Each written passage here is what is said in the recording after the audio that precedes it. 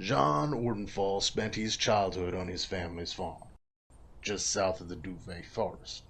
His parents, Derlin and Macy, had raised him well, teaching him what he needed to know to one day take over. Financially, they did quite well for themselves, carting their crops to nearby towns and cities for sale, although the frigid weather that often surrounded their home did not make it an easy life.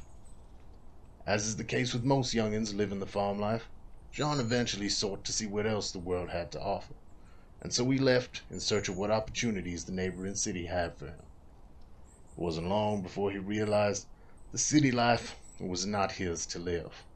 The boy who left, though, had become a man, and the man had met a woman, a blacksmith's daughter by the name of Cerithia. They fell for each other quick, and before they knew it, their love blossomed into a marriage and a son. The son they named Derlin, after John's father. John eventually returned home to his parents' farm with his family, where they made a life for themselves, a new life for his wife and son, but one all too familiar to John. They were happy. That is, until the day vile creatures from beyond the veil made their way into their home. After being driven from his homeland by the insatiable undead that now plague it, John seeks out those brave enough to aid him in cleansing his land of the foul fate that befell him and his family, and exacting the vengeance he so eagerly thirsts for. As a child, Celeste Highcrest would never have dreamed of leaving the sheltered life of luxury she had become accustomed to. Born to two noble parents in a land far beyond the Vale, Celeste's childhood had been fraught with expectation. Her father, High Archivist Kiseran Highcrest, had set high standards for his two children, and the elder of those two elves, Celeste's sister Cressida, had surpassed all of them. Cressida had found her talents at an early age, her nose buried in books, and magic coming to her as easy as breathing. Celeste, however, had struggled in the shadow of her sister's success for as long as she could remember, never quite meeting the expectations of her father, and always the object of his disappointed glances. When the two elves came of age, they sat the entrance exam to join their father at the sanctum, to become mentored under his tutelage and scribe ancient texts in the archives. Cressida, to no one's surprise, had passed the exam with overwhelming success. Celeste, on the other hand, held true to her long-standing tradition of always being second best. It was rare that one should ever choose to leave their homeland, but never being able to escape the constant overshadowing from her sister, Celeste had decided it was finally time to break free of this tradition. For here, she would always be Cressida's sister, never her own person. But if she were to leave, perhaps she could finally forge her own path. She found her way to the dimension door, stepping through for the first time and finding herself in a land strangely familiar, yet unlike anything she had ever experienced. She boarded the first ship she came across, bound for the kingdom of Quell, and spent years travelling these oceans between continents, desperate to find something worthy enough to bring home as tribute to her family. Until one day, the news found her. The door that she had stepped through to enter this plane had vanished, along with every other door that could lead her home. Now stuck, seemingly an entire universe between her and her homeland, Celeste is searching for answers, and some miracle that could lead her home again.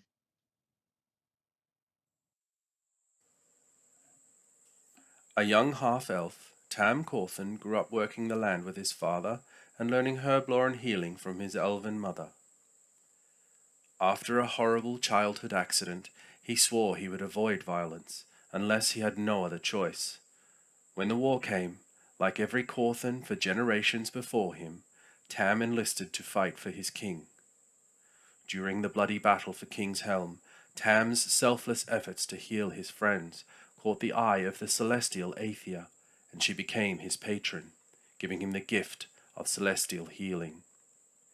His courage in battle did not prevent him from drawing the ire of his superiors. His compassion was blind, and he would heal all in need, even the enemy.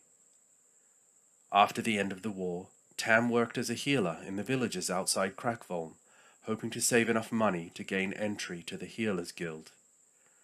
After a series of unfortunate events, Tam finds himself in debt to a very wealthy and very criminal cartel boss. Pinned between his compassion and his new master, Tam tries to make the best of his situation, dreaming of a day where he can live his life in freedom.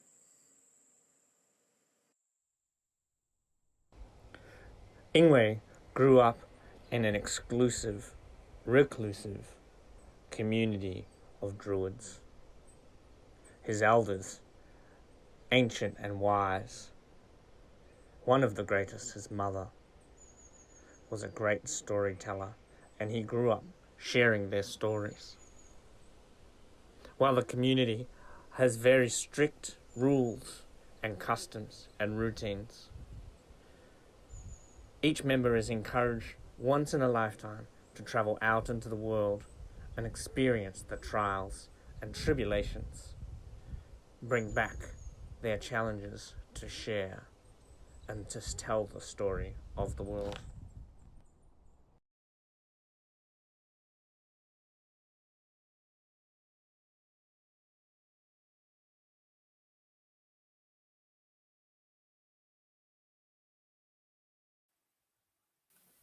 Hello? Hello. I think we're on the internet. I just have to Hello? apparently fix someone's camera because someone apparently logged out and left the camera off. Someone did. I don't know who that Was it me? That was you. Wasn't me. Just checking that our sound works and everything is all good before we start jabbering on. Don't have my Can the microphone internet plugged in, so- hear me? I can hear them. Can you hear me? The voices. Are And real. look what I've got, guys. Dice? I've got dice. Unheard of. Oh my god. Adam That bringing is his cool. dice. That's crazy. That's Because I like left it here. out of the ordinary. Must be something in the wind, something in the Something. water. The winds are changing. Yeah, so I decided to ask on Discord which color dice I should use today. So I'm using the red dice today. Thank you to Cuban Zero, whoever you are. Ooh, I don't Cuban really Zero know. coming in with the goods. Cool. Red, the color of blood. That's a good thing, right? Well, I guess it depends on the Color of creature you're love. trying to attack. Yeah. Color Anyway. of love and friendship. Let's Yeah, just True. see. Passion. Yes, or healing potions. I think we work. I think we're okay. I have a feeling that we're okay. I Can't see really anything any. to the contrary. If anyone in the chat doesn't have any sound for me, just turn me up. Right. I think we should just continue. I can hear myself in the background. I'm not sure if that's the stream, so should be good. That was me checking. Cool. Well, first announcement we have is that we have a casting call for another member of the Monsters and Mayhem family. There's a lot of details on all of this on our wonderful Discord. There should be a link in our chat eventually.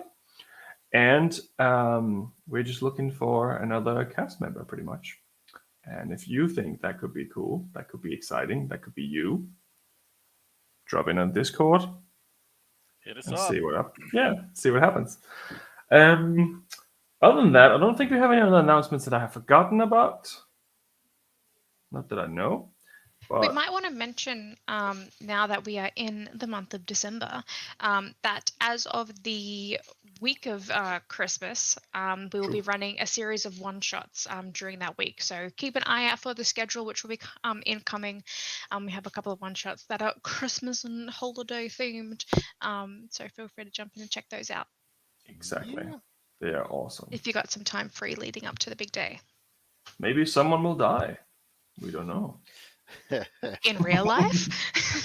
It's like the Matrix. If you die in Dungeons and Dragons, you die Yeah. in real life. It's not a coincidence we're suddenly looking for another cast member. Something else. We just killed one. Oh, Jesus. This is the real Squid Game. Other than that, my name is Tom. I'm the producer and dungeon master of Monsters and Mayhem. And if you have more dice than tea towels, oh, there's another sub. You come to the right place. Right. So I will start by putting on some music. So have that there. Oh yeah, get the ambiance. And I'll put on some gentle M. Thank you, Siren Script, for that one. Yes, I There we go. That should hopefully all resonate with everyone watching as well. So, a brief recap of what happened last time, because it was a bit of a mouthful, I think. And Tam wasn't there last time. However, he was summoned. So, if I start by saying what happened from Tam's perspective, maybe that's better. So, from Tam's perspective, he was summoned to the Karameshi estate. His partners in crime was already there, and as he was led by a servant down to a room with big golden doors that looked like a hidden room inside this estate, he found himself in a bit of a workshop of sorts. And almost immediately upon entering, you heard Valentina describe how you were part of a prophecy, the legacy of darkness. More details I will give in 2 seconds about that. But briefly after you entered the room as well, this little creature flew out of the room, seemingly an imp of some sort, breaking through the window, escaping with the same knowledge you have. From everyone else's perspective, you had gone through a bit of a day where you're trying to catch up with each other, I think, and try to work out what to do and try to figure out where to go.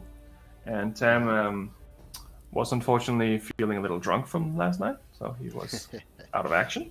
And you went to the Karameshi estate, where you could not enter because the wall was made of solid stone. However, when waving your given golden calling card, the wall immediately retracted and let you in. And upon entering, you were met by none other than Valentina de Karameshi, who led you to a secret passageway within her estate, where she explained a few things to you that you had not quite figured out yet. You were led to a room that was full of maps and paintings and pedestals and art, but also full of what looked to be machines of some sort. She explained that her family's legacy was to be caretakers of this prophecy and try to prevent the end of time. The prophecy itself pretty much depicted that a keystone would lead the way through a labyrinth known as the Kiseran Labyrinth, and within the labyrinth would be a Book of Shadows. A Book of Shadows written by Loth and Asmodeus together, as they were lovers and had a child, before Loth eventually returned to the plane of the gods. And Asmodeus was betrayed by Loth, turning him into what is successfully today Asmodeus. The book, however, still has the power to make someone powerful enough to become a god, or maybe even more. And this book is located inside this labyrinth, and your tattoos are a map of the labyrinth. No one knows where the labyrinth is. However, there has been a few clues left behind by Valentina de Karameshi's ancestor Gideon, who seem to have found parts of a key which is needed to open the gate to the labyrinth once you have found it. The first key was hidden behind a poem. And I'll read the poem again, just for Tam. Within the egg a nation lies. Follow the river of time. To where the sun is blocked, only in battle can such be won. A virtue of honor, a gate in stone, a road in wood. That was the only hint as to where this first part of the key was, and as soon as this had been revealed, the imp escaped. Another detail that was given was that there was 4 pedestals, magical, which depict the visions that you have, or each of you have had, except for Thames, who's apparently blank. But then again, he never had a vision. There's pictures on the walls. Some of them are depictions of birds leaving an area, the eye in the sky. Some of them, very detailed paintings of the visions that everyone saw. The creatures trying to break free, the furbolg saying that it is time. All of them painted magically by itself, just like the pedestals, linked to this orb which you had broken.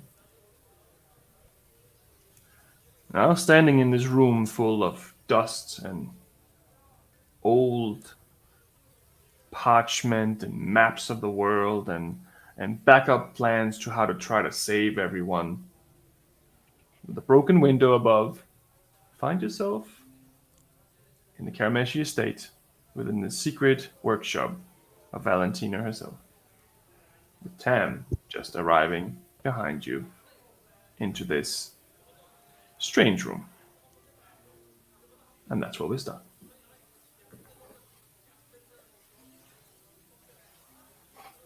So we've just seen the window smash as that creature flew out, and that's sort of where we ended it. And So I was a guess- ceiling window, right? Yeah, it's like a ceiling window above Yeah. the room. Yes. So kind of like look towards Valentina. Go, was that? Please tell me that was a friend of yours. No, I believe that that is probably one of your competitors, and I think that our time together has been cut shorter, and we probably need to get going soon. Didn't realize we had any competitors. Well, if you have a book as powerful as this one, so everyone's trying to become a god, anyone's going to try to be your competitor. So, I thought we had more time to get acquainted, but it feels like that time has now passed. Would it be futile to try track that thing? Stop it? I mean, airborne things are more difficult. But I've got some experience tracking. You're welcome to try, but I have a feeling that it's long gone by now already. If that creature is what it looked like, they can bamf in and out of existence as easily as snapping a finger. Well, that'd definitely make it a little more difficult.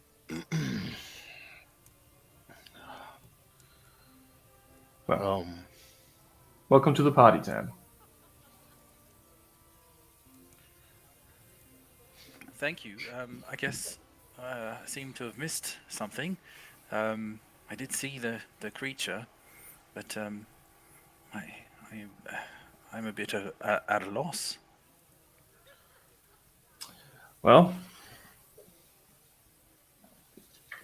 we have to figure this out together. It's my family legacy to try to stop this thing. And the only way to stop it is to destroy the book. And the only way to destroy the book is to find it. Surely that's something that powerful can't be easily destroyed. Is there some sort of a weapon that needs to be found in order to do that? Still working on that part, but it has to be something significantly more powerful than the book itself. Doubt you can just tear out the pages and that's that. Unfortunately, I don't think that's that easy, no. Now, when we're speaking powerful, I assume this is all magic stuff, right? It's Yes. got to be something enchanted. All right. It's probably going to have to be something that the gods created themselves. It's the only thing I can think of that would be strong enough. Right, yes, of course. Just a simple task. May seem a bit odd a question, but I feel under the circumstances we're in, how real are the gods? Like, are they like gods, like the way they're depicted in the churches that I pass and that sort of thing? Are they really just powerful people? I don't really understand it. My father was really the only one who did any praying in the house, and even then it was minimal. Well, the gods are very real, and this book itself is, in its own depraved way, a testament to their existence. It is created by a union between what was once human and God, and what it turned into was the creation of pretty much the devil, the ruler of the nine hells below, and Loth regaining her place among the rest of the gods. The gods are real, they have a tendency to sometimes watch. I believe that is what this eye is. But sometimes they interfere, and sometimes they show up when you don't expect them to, masquerading as other individuals that you might not even know is a god. All right. I'll do my best to wrap my head around it. I understand the premise of things, but it's just, some of the elements of it that I'm having trouble with, but I'm sure I'll get it with time. It's a big deal. The knowledge that I have given to you during the last 10 minutes, most people in this world don't even know half of that. Noted. There has always been a willingness to hide what Loth and Asmodeus did, just for the greater good of things. Because if a god could fall in love, if a god could regain their power after having lost it, might send the wrong image. Understood. So, This I is, suppose... Oh, sorry, Sean. I was just going to comment how wild this world is. You have no idea, my friend.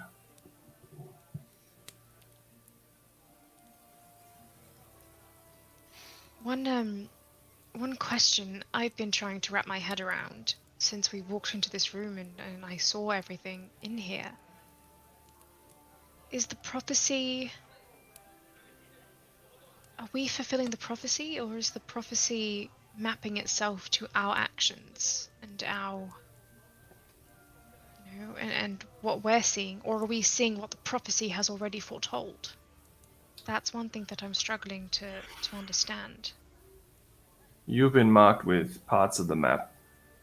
As I tried to explain earlier, there is no escaping that. The map wants to find the book.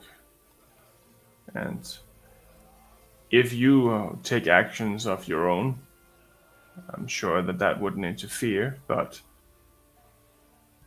I think that events would eventually try to push you towards this book, or at least towards this labyrinth. But there's also stories of people who have been inflicted with these tattoos trying to restrain themselves in extreme ways from becoming part of the prophecy, some of them killing themselves. However, the keystone always finds a way back to someone. So these marks that we all have on us, together they will form the map of the labyrinth, correct? Eventually, once the lines have been fulfilled. And the location of the labyrinth itself is still unknown. Unfortunately so. I believe that some of the hints that my great-great-grandfather has left behind will eventually not only lead us to all the parts of the key to open the door, but also to the door itself. But we've always been forbidden to go to these places in case someone was watching. So we don't have a specific location, we only have these very vague hints. Luckily for us, no one else has the locations either, except they also now have the hint. So we need to figure out the meaning behind this poem if we are to find the location. Yes, and it will be quite dangerous, but I will try to help as much as I can. And if you go, it's up to you. This is your choice. I'm not gonna force this upon you.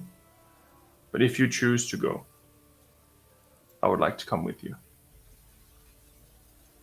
I think we would welcome the assistance. I'm sure look to the group members. I feel as though we would benefit greatly from your guidance and expertise on the subject. I have lots of notes from my grandfather's books, and sometimes he speaks a bit in riddles, but I believe that I can at least help map out some of the directions and understand some of his thoughts, maybe. All right. Yeah. Well, you wouldn't be bringing along those handmaidens by chance, would you? They seem pretty armed to the teeth. We could help in some better fights. But then again, we'd be a bigger target, so... You're right. It would be wise to have protection, but I think traveling in a bigger group just means we become a bigger target for ambush, anything else. Yep. I'm not a fighter, I'm not a warrior, I'm not even a spellcaster, but I have knowledge. And forgive me for saying so, Miss Karameshi, but I would assume that you would have a way to disguise yourself if we were to travel. That is not a problem. Because the last thing I'd want is to be hunted down to the ends of the earth if something were to happen to you. So. Well, if anything happens to me, it's on my own accord. Wouldn't make I'll me make feel any sure. better. Appreciate it, but I've been training for this my entire life, and so has my family for 3,000 years. So I guess that's either all or nothing now. My lady, if you might excuse my boldness, but your great-grandfather, the one who composed this poem, he found the entrance to the labyrinth. He found the entrance to the labyrinth, and he found all of the parts of the key. But it was our job, at least from their perspective, to watch over this prophecy and try to prevent it. But in doing so, hiding all the pieces of the key here and there. Not sure where they all are, but... My lady, why did your ancestor not try to destroy the book himself? Because we are not sure how to destroy it yet. A book this powerful needs very powerful magic, and it's not something we can come across. When the book was originally left behind, there was a lot of attempts to destroy it, but it seems like it was pointless. So this weapon of the gods theory is just that, a theory for now. We don't know if it'll work. I don't know. There's many things that has been tried over the years. None of them has succeeded. All right. Correct me if I'm wrong. There's a map of the area, correct? Which is like a tactical map in the room? Yeah, that's a tactical map of the world. Okay. I'm just going to sort of look over at her and just be like, do you mind if I take a look at that? No, go ahead. Anything in this room you want to look at, please go ahead. This is as much part of your life as it is mine now. Thank you, very kind. And I'm just going to go over, and Jean's going to go over and just look over the map and just start mulling, thinking the words over in his head. What?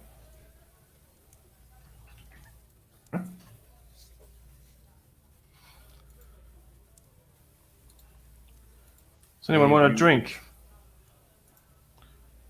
Not for me, thank you. Absolutely, yes, please. Takes out a little pocket flask and hands you a shot of whiskey.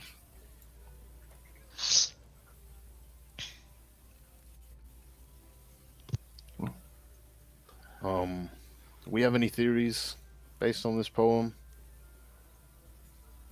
Trying to see if I can find anything that matches on here. Anything that might catch my eye. Well, the only thing I can think of myself is that the Kingdom of Quell might resemble an egg. I don't really know. It's a pretty weird looking egg, but from an old perspective of not being able to see things from the sky, I guess. Perhaps a fried egg on a skillet. That is true. It could be a fried egg. I mean, that'd fit with the only idea I've had so far. Well, let's hear it. Anything is better than nothing. Follow a river of time to where the sun is blocked. Now, I don't know if the river itself has any significance with time, but I can see we have, I mean, mountains are known to block out the sun for parts of the day. Perhaps we have to follow the river to Mount Valor. Seems the river cuts through it, potentially giving us a location where the river will cut through somewhere where the sun is blocked. So within the egg nation lies. I guess that counts. I guess that fits. Follow the river of time to where the sun is blocked. Perhaps the stone is that of the mountain. The road in wood, perhaps it speaks of a road not made of wood, but perhaps of woods, like that of a forest. And there seems to be some around there. Well, maybe. If you are willing, we can check it out.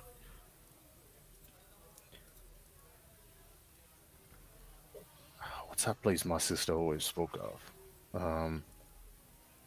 They like keep lots of books and information.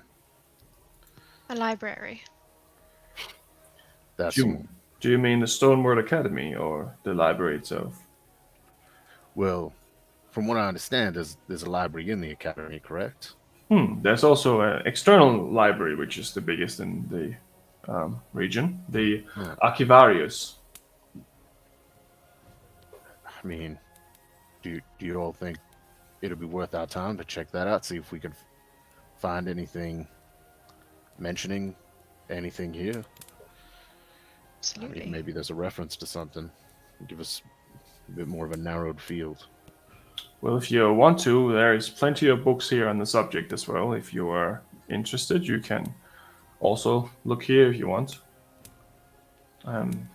Ours is a bit specialized, our knowledge is a bit direct, looking into this in one way or another. I feel like in this circumstance, knowledge is almost as powerful as weapons. And the more we know what we're walking into, the better. So if we can spend some time just perusing everything that we can, just to get a lay of, I mean, you say yourself that you've been, working on this your entire life, and so has your family, for generations and generations, but we have literally just stumbled into this.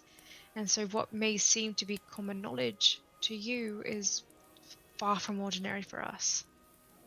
Perhaps most of my family's interest have been laying in trying to prevent this prophecy, not so much finding the stone, because if you leave a paper trail, people can find it. So, but we have lots of different ideas, but none of them necessarily would work. We even thought about bringing back all the God Gate and... Yeah, you mentioned something about that, trying to reproduce or reverse engineer the God Gate, correct? Yes.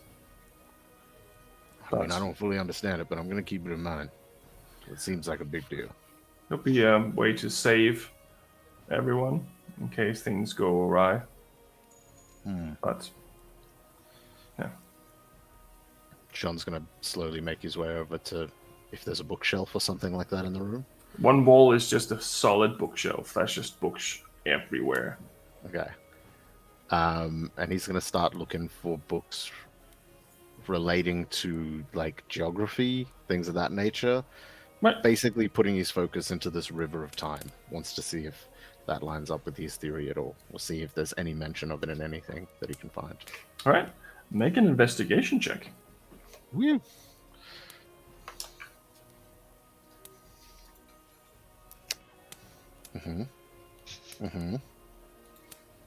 He's wise, but he's not smart. 3.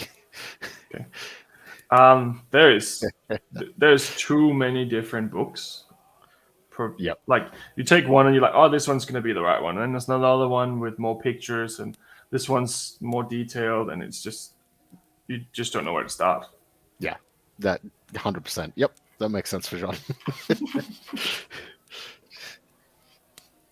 Just like 4 pages in, just closing it and being like, nope, that doesn't seem right, and just stumbling through. Fair. Celeste is very used to indexing and cataloging and, knowing the layout of libraries and how to get information. So I suppose she is going to try and look through the books and see if she can find similarities in stories and similarities in descriptions of places throughout a range of different books, and essentially trying to separate the fact from the fiction by determining the similarities in each of the books that she will read, and try and find threads of consistency. Right. You can also make an investigation check. Pull up my character sheet. Skills. And this was investigation, was it? Yes. Okay, yes, that's right. What's that? 16, 17, 18, 19. 19. Investigation. That's pretty good. You find some references to Kronos and the ancient meaning of Kronos, obviously being related to time.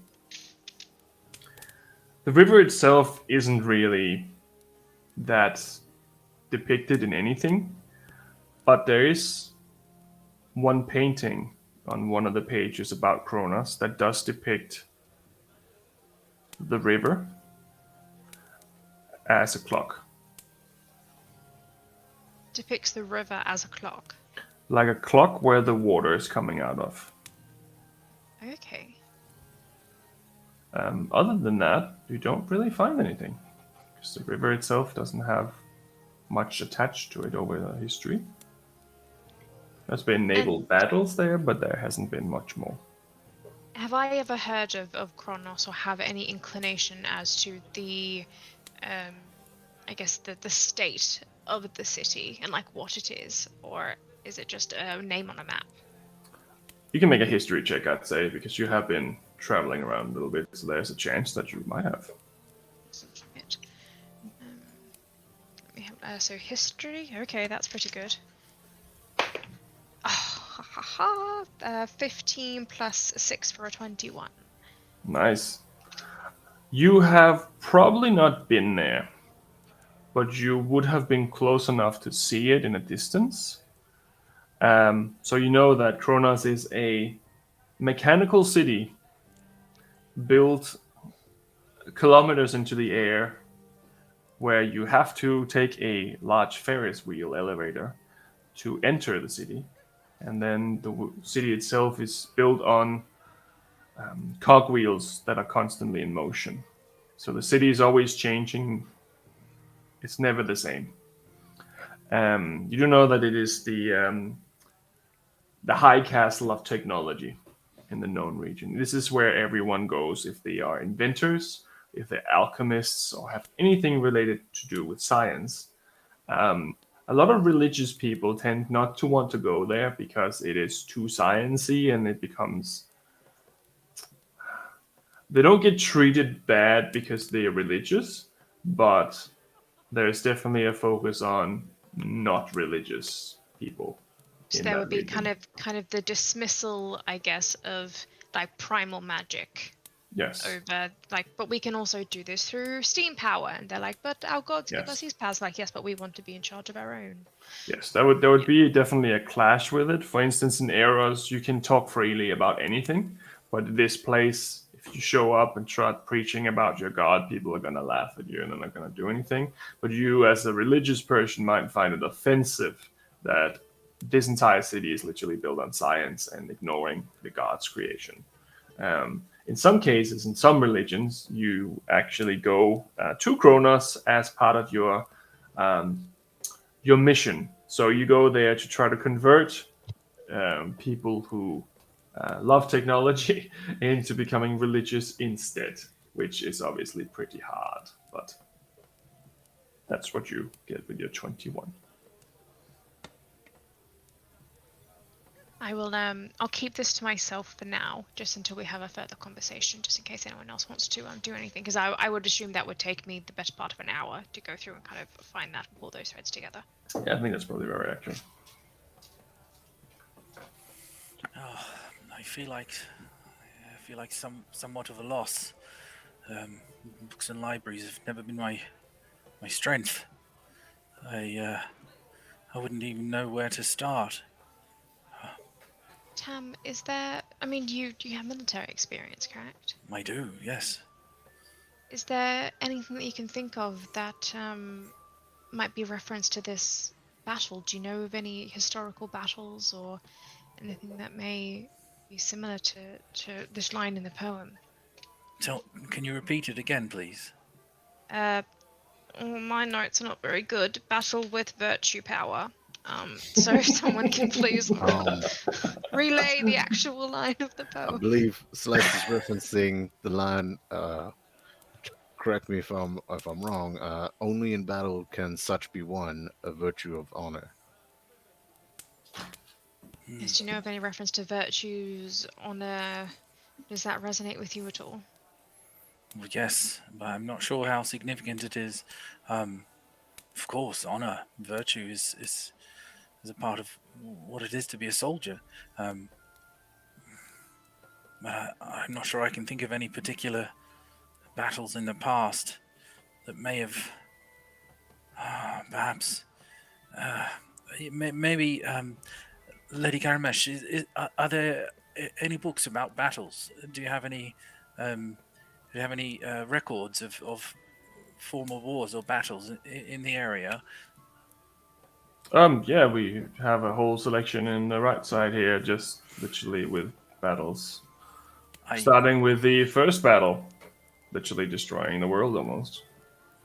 Yes. So. I mean, I can try. Books regarding battles, virtue, and honor. Are there any? I guess I can try. I'm not sure what help I can be, but I can search for the books for records of virtue and honor. Maybe the virtues that are won in battle or something. I can try. Go right ahead. Anything here in this room is yours to investigate as much as it is mine. My lady, I thank you. I'll try. Investigation? Yes. It's a dirty 20. Okay. That's pretty good. You go through all these books, and the first book is of the battle where Saint Manon defeated Lord Mattius, and the first God Gate was pretty much created prior to that, and there's a lot of fighting in there, a lot of tactical.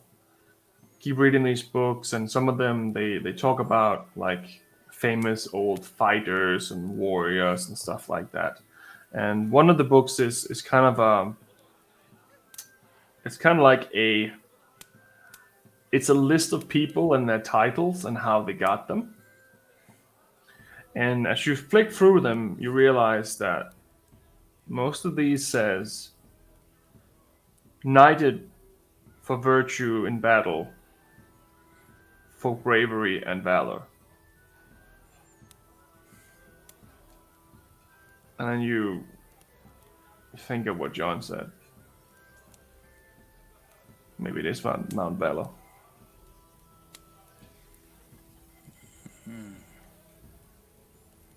So, perhaps this battle. So, Jean, what was it you said about Mount Valor? I believe it was only in battle can such be won a virtue of honor. What's the line? So these books are telling about warriors who are awarded, knighted, for virtue, for valor. I wonder if there's a connection. Perhaps one of them were buried with something. I mean, how long ago were these individuals commended? Is there any way of us knowing where they were buried? So the book itself is just a general list going back thousands of years for different battles. It's not related to a specific person or a specific place. It's just a book of titles pretty much being awarded. Were any of these awarded for honor?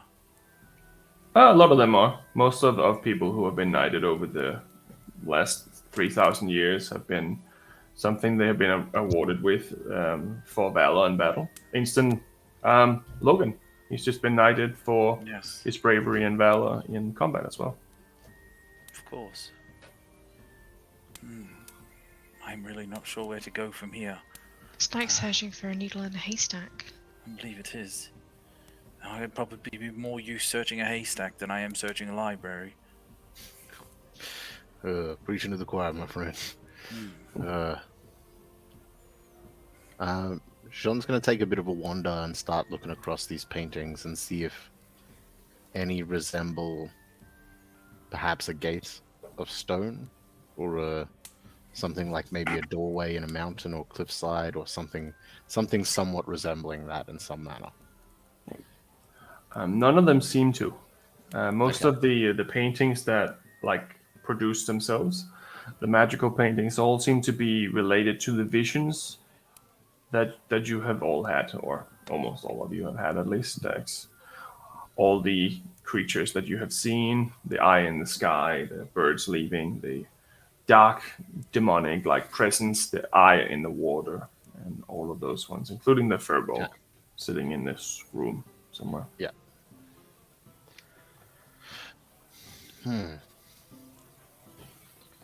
This definitely feels like this puzzle's missing a few pieces. So let's say Miss Karameshi's correct in the theory that this is the egg. That the kingdom we are in, the kingdom of Quell, is the egg. What we're searching for should be within the parameters or within the borders of this kingdom then, correct? Yes, it would seem that way. So the first part of it asks for a nation. Perhaps a particular city within, or maybe not even a city, but like a state province. Or exactly province, like Helmscourt or Balantor, one of those sorts of things. Well, usually a nation is like a empire or a kingdom or something like that. On a smaller scale, it would be referred to as something else, I believe. Hey, DM. Yeah. Do I know, or would I be able to ascertain the location of the old God Gate? Like, would I know where that was originally? Because it was in a mountain and it was stone, if I remember correctly. From the stories. Yes, so if you roll a history check, I'll tell you what you know.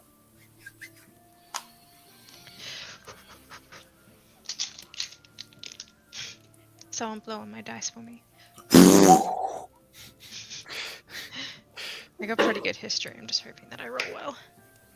Okay, that's it. 13. 13 plus 6 is 19. Right. So, according to the books that you have read and the stories you've heard, the God Gate was positioned at the end of where Shadowrun is now, but towards Ogrulan, which is the northern, like more further north, where the human region stops and the orcs start taking over, pretty much. Originally, the God Gate itself was embedded into a mountain, and that entire mountain region just vanished, like just sunk into the ground, collapsed when the God Gate was when it was activated by the Karameshi family. And all over the entire plane, the same thing happened to all the other barriers that the gods have put up. Because it was like a ring, wasn't it? Like the mountains formed like a... Yes, so kinda. So around the Kingdom of Krill, there was a mountain barrier in the water all the way around them. Other nations had similar stories of them being guarded away from others. It was to separate everyone from, like, giving everyone a timeout, and then eventually that was removed, and suddenly that became quite an interesting problem to suddenly have to deal with. But so there's no actual physical location of the stone gate anymore, like of where the door was in the mountain, because it's disappeared. Not that you know of from what you have gathered. There might be, but if it is in Ogrulan. Or in that region at least, which is not heavily traveled by humans, but there's a reason for that. Because I've got no idea. I haven't even been very far north before, so I wouldn't. No. Okay. It was just a thought. Yep. Miss Karameshi. Yes?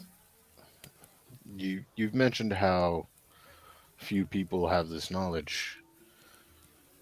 Would you and your family be opposed to us relaying some of it, such as the poem, to people we think might be of aid? Do you trust them with your life? This one in particular, yes. Then I would say so. And in regards to my family, I am the last remaining member of my family. And I plan to leave it that way. Okay. Bloodline ends with you then. Yes, I don't have any interest in continuing this madness any longer. All right. But if you can help me solve all this, maybe I'll have a chance to have a real life before all of this goes to shit. I hope so, for all our sakes. Well, yes. What are you thinking, Jean? I was thinking of asking my sister. I know she's very clued up, and she may have an idea of certain things. She's studied most of her life. Maybe some of these are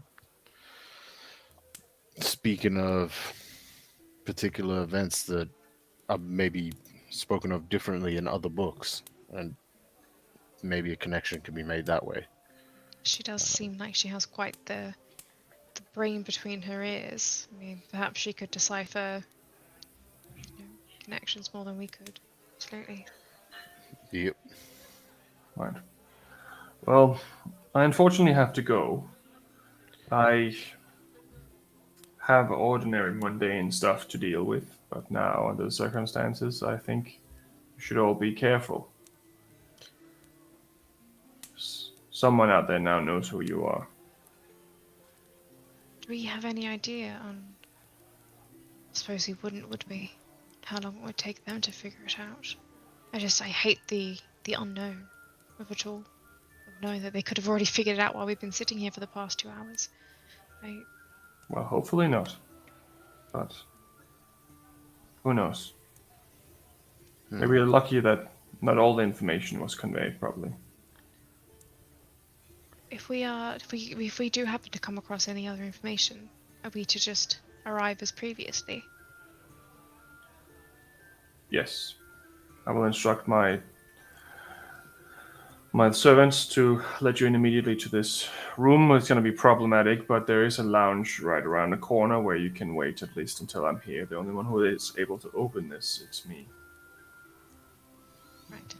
She goes over to a jacket she has in the corner and she puts it on. It's kind of like a long vest without sleeves. And there's 4 pistols hanging off it. And as soon as she puts it on, it turns into a normal looking jacket. And she picks up what looks to be just a piece of wood, but as she picks it up, it turns into pretty much a shotgun. And she puts it inside a jacket as well. And it also just disappears and melts into the clothing.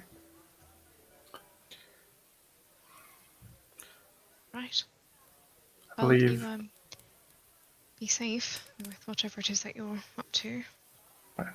it's always best to be safe. Just let me know if you find anything. Likewise. All right. Before leaving, Sean's gonna just try memorize all the little tokens on the map. Right. So off the and battle sort map? Yeah, see if he can sort of pick up what plan is being laid down there, All so right. to speak, if any.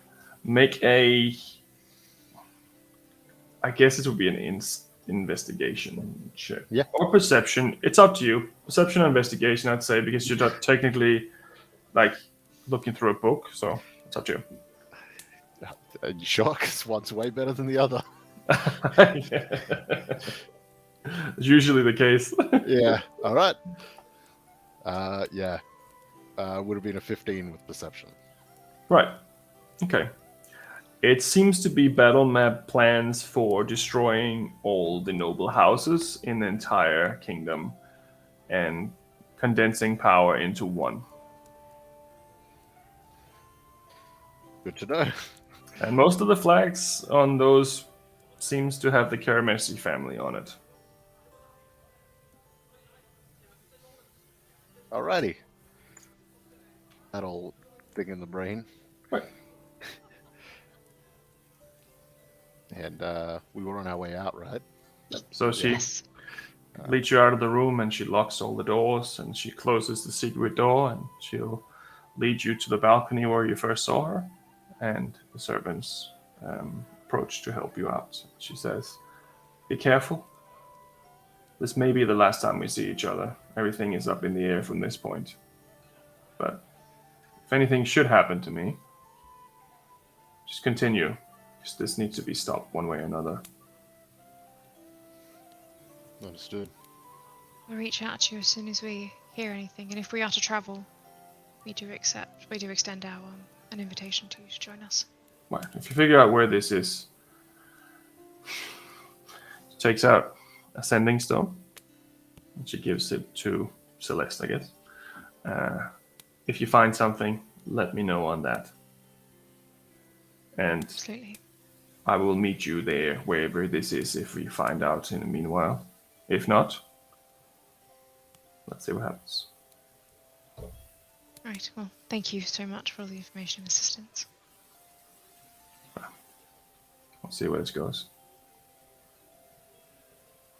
So we make our way down to our carriage, which has a sleeping Jonas in the back, if I remember correctly. Yep. Also an Engway now, I guess. Yeah. But yes, you Damn, eventually people in this arrive. party sure do sleep in Yeah. weird places. It's jet lag. That's where Ingwe went. I was wondering. Just disappeared in the middle of that. No. So eventually you're led back to the carriage, and Jonas wakes up as you come back and realizes that this really important family did not necessarily see him sleeping, but he's not sure. But he drives the cart back out. And as you leave, the wall goes up and down behind you as before. And you are now on the streets of Kingsholm once again. Should we instruct Jonas to take us back to your sister's house, Sean? I think so. I think even for his own sake, I feel like he's probably going to be a little panicked being away from there for so long. Dude's a hard worker and we're keeping him from his job. Right. Jonas, if you could take us back to the house, please. Right, milady. I will take you straight back now. Whoosh. And Did Sebastian you- will get- Did you see anything cool in there? Like, I never been in there. That's really, really cool. Pretty ordinary. Just Run lots of the of mill. really fancy furniture. Things that, Oh. couches that you're afraid to sit on. Oh, well, I have a lot of that at home, so. Yeah. Okay. And I'll kind of lower my voice and kind of like draw. There's like a curtain or something between the. So I was we were reading, and I came across something interesting. Be interested to hear your thoughts on. There is a city, I'm not sure if you've heard of it, by the name of Kronos. Not me. I'm sorry, I haven't. I've never been there myself, but I've heard tales of it. It even reached my homeland, tales of this city. It's not a magical city. It's a city of science, progress, and it sits in the sky. It sits in the sky? Yes, it sits in the sky. I don't presume to understand how it does. It must be something to do with steam and engines and pistons and things like that. It's just apparently a most remarkable sight, and I have seen depictions of it before. But one thing to note is that this city sits atop cogwheels, 3 of them, and they all turn, keeping in sync with one another. And it's very heavily depicted as time. It's a city of progress, movement, sitting across cogwheels, which could represent time, and it's very advanced, and it's like stepping into a whole other plane of existence. And near this city of Kronos, there is a river. And I saw a depiction in the book that showed this river flowing from the mouth of a clock. And I thought perhaps that might be of interest to that line in that poem.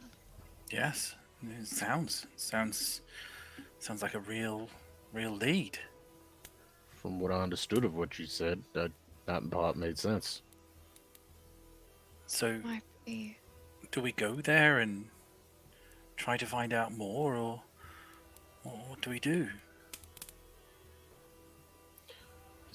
Is the city known to fly over the kingdom of Quell, or reside over it? It rests in the kingdom. Is it north? Is it kind of to the north from where we are? Yeah. It's the most northern city in the Kingdom of Quell. So it's to the north, and it's massive. It sits several, kilometers up in the sky. The only way to get up there is to ride a giant Ferris wheel with carriages, and you get in the carriage and it takes you all the way to the top, and then you get off, and then the only way to get back down is to get back on, and it brings you back down again. Well, it does sound exciting. It does. But I wonder, it would be quite a travel. So what was the line in the poem that said about the clock? About the river? Follow the river of time to where the sun is blocked? Something like that. Does the river from Kronos, where does it flow? Which way does it flow, DM? Do I know? Well, it floats inwards towards the mainland. So it flows under Mount Valor, next to the undergrowth, into the Glass River, and then further into Allendor, Westermark, and spreads out into 2 different paths. So the Mount Valor, it could be blocked. The sun could be blocked by Mount Valor, yes? Well, mountains can be very tall, and if you're standing in the right spot, I'm sure it could be. That's Jean. exactly what I was thinking. Jean, you seem like you have an idea. But I'm just happy to hear that things are lining up. So I didn't know. I thought mountains and river. I just made that connection, and that's where I came to that. But you're speaking in far more detail, and it seems to be leading down where my mind went. And I'm just glad my brain came up with something that made more sense later on rather than less. I'm sorry, Jean. Can you read the poem again once more? Oh yeah. Hold on. Let me. Within the egg, a nation lies. Follow the river of time to where the sun is blocked. Only in battle can such be won, a virtue of honor. A gate in stone, a road in wood. I wonder if there was a battle fought at Mount Valor where somebody was awarded something. So the book that I was reading, it had all of this list of names of famous warriors that were knighted or awarded. Such as this could be one. Perhaps it was something that was awarded to one of these, to a soldier who fought in a battle at Mount Valor. Do you understand? Am I speaking any sense? Perhaps your compatriot might know of someone that fought in a battle there and was awarded something. Logan. Yes, I mean, he works for the Knights of Valor or something like that, doesn't he? Yes, I could speak with Logan. Well, we don't have to. I just thought. No, I think it's a good idea. It's just that I feel I've asked many favors from Logan, and he's perhaps tired. But, well, he's a knight. Isn't that his duty to serve and to brandish a sword? And I'm not sure it's his duty to save my ass all the time, but well, nevertheless. I can ask if you'd like. No, it's of course I will. I'm glad to ask. I just I owe him already. So perhaps yes, we can visit Logan and I can ask him. He's always been a stickler for history, so perhaps he might remember something. He might be able to point us in the right direction. But I wonder how on earth are we supposed to bring this up with him without giving it all away? We've been told that we must keep this quiet. I'm not sure. Perhaps you can say that there's a bet going on between who... Oh, I don't know. Which one of us can pick someone who died at random landmarks? Oh, do you know anyone that died at Mount Valor? I put a gold piece that there was. Perhaps we could say it was a part of something else, some other mission, perhaps, to find something that was won in battle there. Yes, that's far more convincing. Something that a battle at Mount Valor. Someone is awarded. So a great hero was awarded something at a battle there, perhaps. Could work. Do you think that could work? It's a story. I'd keep it vague. Yeah. With an element of truth. I've always found those to be the best kind of lies. Absolutely. Yes. Okay. Yes. Well, perhaps we should go and find. We should go and find the captain. Aye. Sean's gonna peer out the window. What time of day roughly is it? It's about 3 o'clock now. All right. And you're almost home as well. Okay. We got dinner at my sister's tonight, so I'll bring it up with her tonight. Bring her aside, have a private chat with her. But yeah, let's head in, fresh up, and head out, I guess. Sounds good. We shan't be too long. Dinner is what we said at 6. I think it was shortly after sunset, correct? Because we invited someone. I cannot remember who it was. I believe it was. Oh, it was Baal. That's right. and someone's mother. Well, yes. Well, Jean's mother is obviously the reason for the dinner. Yes, yeah. And I remember saying, "Oh, you should come along" to someone, and I was like, "Oh shit, who should we invite?" It's right, it's Baal. Not important, apparently. That's fine. Yeah, you are pretty much almost home now. If you wish to change direction, or if you wish to continue, that is up to you. I think perhaps we should let Jonas get back and we walk. Yeah, we can. I mean, if they lend it to us, we can take a cart too. I'm sure that'll be fine. Well, we have our cart. That's true as well. Yeah, Yes. probably. You don't need to be riding around in this carriage. Was I it feel like it draws far too much attention to us. also true? Is it Renault? Renault? No. Yeah. Renault. I feel like he's probably not liking being cramped up all this time. It probably hasn't been let out like a day or two now. Yes. Right, All so right. we'll go and kind of get off and dust ourselves off, and I suppose just head. I mean, nothing I need to do inside before we head off. So unless anyone else needs to do anything. No, just Jonas. Yeah. Very much appreciate your services. If the boss asks, just tell him you out with us. We're happy to confirm it. Oh no, that's all right. They told me to take you, so that's completely fine.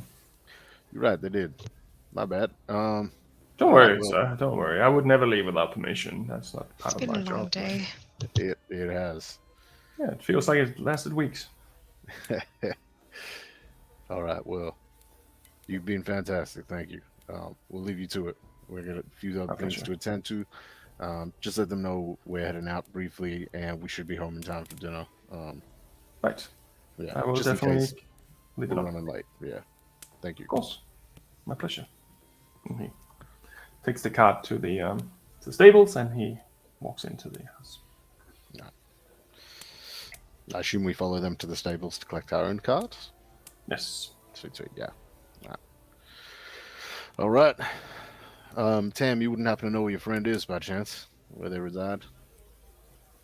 I imagine he's probably with the rest of them, and gathered at the barracks, perhaps. Oh, the barracks. Yes, good. Yeah. Tam, you weren't there this morning, but do you remember Lorien, my I charge do, from yes. last night? Yes, well, The musical fellow. Oh, yes. I forgot that. Well, it seems as though when we went upstairs to do what we did last night, Yes. he decided to do something rather untoward with the prince's daughter. Oh. Yes, meaning that he got himself sentenced to death. And, you know, as we did, we were walking along and we saw that he was at the gallows, ready to be strung up by his neck. And Jean made quite the attempt to save his life, actually. It was very, very impressive. Walked past, he flung his axe, cut the rope, and Lorien. Anyway, guards descended quite quickly on Jean, and Ingwe and myself. We, spur of the moment decision, decided to disguise ourselves as guards, and arrest Jean ourselves and take him into captivity in the barracks. Where by a mysterious turn of events, I somehow managed to persuade the king to allow Lorien to marry his daughter rather than killing him. And then we were allowed to take Jean away and rough him up before releasing him back onto the streets. So anyway, speaking of barracks, just I thought I'd mention what happened. Quite an adventure. Quite an adventure you had. Well done, John. Saving lives. And well done, Celeste. Arranging marriages, I guess. I nearly shit myself, Tam. It was terrifying. It sounds exciting. So, if we go to the barracks, is anybody going to be mad with us? Perhaps Sean may not be overly welcome. Yes. Perhaps I agree. Yes. Yes. So if we go to the barracks, perhaps Jean might best not go with us. I was thinking either I stayed back or you guys may need to rough me up a bit, and then I just act as though I'm your employee as a cart driver.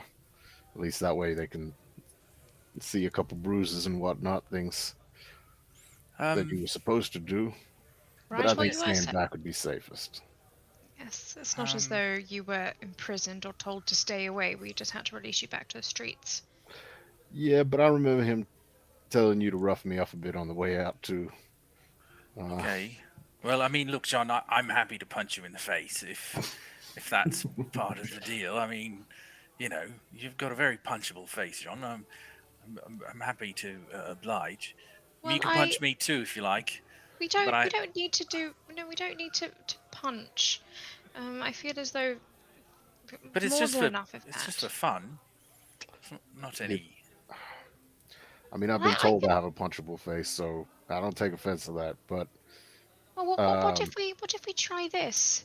And I'll kind of like lift my hands up to Jean's face. I don't know if this will work, but I'm going to kind of like wave my hands, and all of these kind of like glowing, like bright orange and yellow and green orbs start coming out of my fingertips and like brushing up against your face, and where they brush, kind of like streaks of like purple, and your eye gets a little bit swollen from what Tam can see, not what you can see. I'm going to try and cast minor illusion and see if I can kind of like make this illusion like appear on his face to make it look as though he's been bloodied up.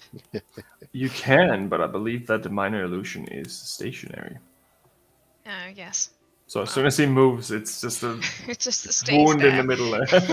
it's completely still after that. Just like, how's it look? Yes, it looks great. Oh, good. It's great. All right, well. Unless I'm wrong, but I believe that's what it says. Doesn't say. I don't think that it can't. I'm just having a look. You create a sound, or yeah, it says image of an object, so that might not work. It's like a chair or something like that. Must be no larger than a 5-foot cube. Image can't create sound, light, or smell. Physical interaction reveals it to be an illusion. Doesn't say anything about being stationary, but... Okay. I'll allow it. That's fine. We can say that works. I mean, it says it's a 30-foot by 5-foot, so it can't be bigger than a 5-foot illusion. No, that's fine. Yeah, I'll say that. But let's I say it would works. have to keep casting it every minute. Right. So... Okay. If that's the case, I'll say yes. It works. It's fine. We can do that. That's not a problem. It's just a visual effect. Or we can punch him in the face. I mean, whatever's easiest. I mean, it's pretty easy to punch him in the face, but I, as much as I'd enjoy it, I think perhaps Celeste's idea is viable. However, Celeste, how many times are you able to do that spell? As many times as I want. Okay, well, I guess that works. As long as I keep my hands in my pocket, I should be able to keep it going, because I do have to kind of do some movements. As long as I'm within 30 feet of Jean, I can keep it up. Just got to keep doing it. Right. Oh, that's not going to be suspicious, is it? What, a hand in my pocket? What if we just left John near the barracks, not in the barracks, and he doesn't come in with us, then we wouldn't have to risk being found out. What do you think? I mean, I'm more than happy to wait with Jean, unless you think you need me in there to speak with Logan. I'd rather not go in by myself, but... Ingwe can wait with Jean. Okay. All right, well, let's try it. All right. Is there somewhere near the barracks that we could leave Jean, like a tavern or something like that? There's an alley not so much nearby where someone had a bit of a panic attack after last night's event or last morning's event. So yes, there's definitely a alley there. Okay, so I guess we leave Jean and Ingwe in the alley, and then head to the barracks. Well, we can say Ingwe went to bed. Okay. Really All cut. right. I don't even know where he went. He just disappeared after we got off that cart. But no, you can definitely do that. I'll try to put the map on here so everyone can see a little bit too. So it's the Golden Lion Barracks here, number 21. Yeah. On my map. Yes. No problem. Okay. All right. So on the way to go to the barracks, I just wanted to talk to Celeste briefly before we go in. What? Celeste. This time. I mentioned that I owe Logan a favor. Mm-hmm. I thought it might be a good time, given that we might, not go much further. Things could go awry. So, do you remember when I was called away, just briefly? Yes, Tam, I remember. Yes. So, I was called away on an errand for somebody I owe a great deal. Somebody distasteful, who I owe my life, who has me doing jobs for them. I owe them, and they call upon me, and I must go where they ask me to go, and they ask me to heal people, to fix them up. Usually, criminals, robbers, and killers, and it's awful, really. I've been put in some very difficult situations. Had to compromise myself many times. But to my point, that time, I was called to the scene of what was awful. A group of criminals had stolen something, and they'd been very gravely injured during the ordeal, and I did my best to try to heal them. They were very gravely injured. I spent everything that I had, all ounce of my spirit that I had, and unfortunately it wasn't enough. Some of them died, and we were ultimately captured. Unfortunately, we were captured by Logan. Yes. Yes. So, thankfully, it was Logan, but he wasn't very happy that I was there. So yes. Why? Yes. Difficult to explain. Difficult to explain to you guys as well, really. That's why I tried to avoid it.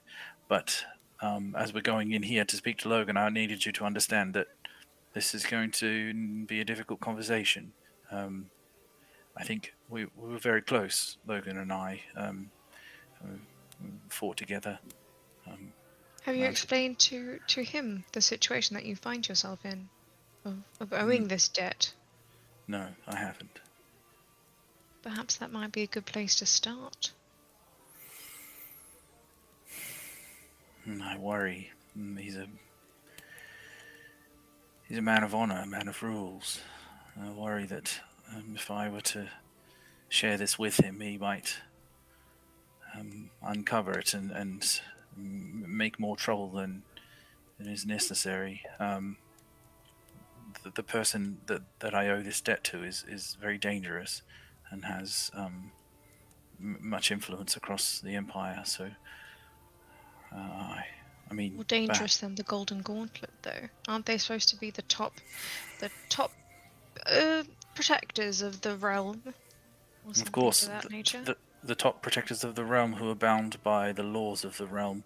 This person to whom I owe this debt is not in any way bound by any laws, and has many ways of making people's lives terrible.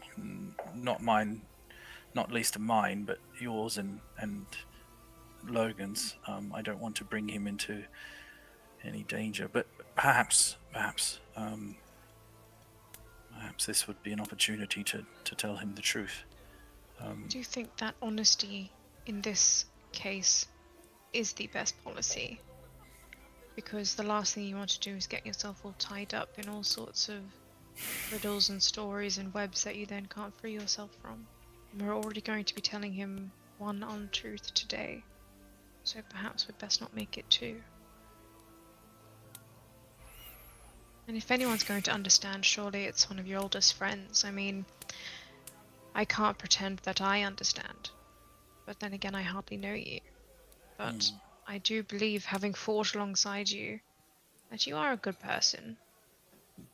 Underneath the bravado, I suppose. I You try. are a good person with a good heart, and as you said, you are there to heal them. It does not mean that you are there to help them in their ultimate goal. You are just doing what you are told. Your hands are bound, Tam, and that much I can see. Motive has nothing to do with it, except perhaps self-preservation. Yes, I'm selfish, really. Okay, well, look, It's human guess- nature to be selfish, Tam. I guess we can try. I will try to speak to Logan and see what we can do. He might be able to help us, and that's the most important thing. And if it means that I have to come clean about this and to save the world, I guess it's not really much of a choice, is it? And Celeste will step forward and put both her hands on your shoulder, and then slowly draw you in for a hug. She'll hold you tightly, and she'll say, "That's what we're doing, Tam. We're saving the world. There's no bigger job than that." And she'll give you a d6 of bardic inspiration as she lets go. Right. Very nice. Okay, so we're both clean and tidy and presentable, right? We haven't been in any scuffles. No. No. Okay. All right, let's go. Go to the barracks. So I'm guessing that you're leaving Sean outside then? Yeah, John is Look out. relaxing in a dark alley. Well, He's not nothing ever relaxed at all. happened of bad things in dark alleys. Yeah. Being this close to the barracks, he is eyes out everywhere, just looking for guards or anyone who might recognize him, just trying to keep a low profile. Right. I will say that make a perception check, Sean. Alrighty. Whew. 23. Gotcha. Very nice. So, Tam and Celeste, you arrive at the gates that Celeste has been with before, of this very large compound of several different levels, also housing the prison. And outside there's a group of soldiers training, and the one directing them how to fight is Logan, currently not wearing a shirt. Is he attractive? He's pretty attractive. Long blonde hair and super chiseled body. He's he's pretty good. So, DM, just for the record, I have the military rank as my history.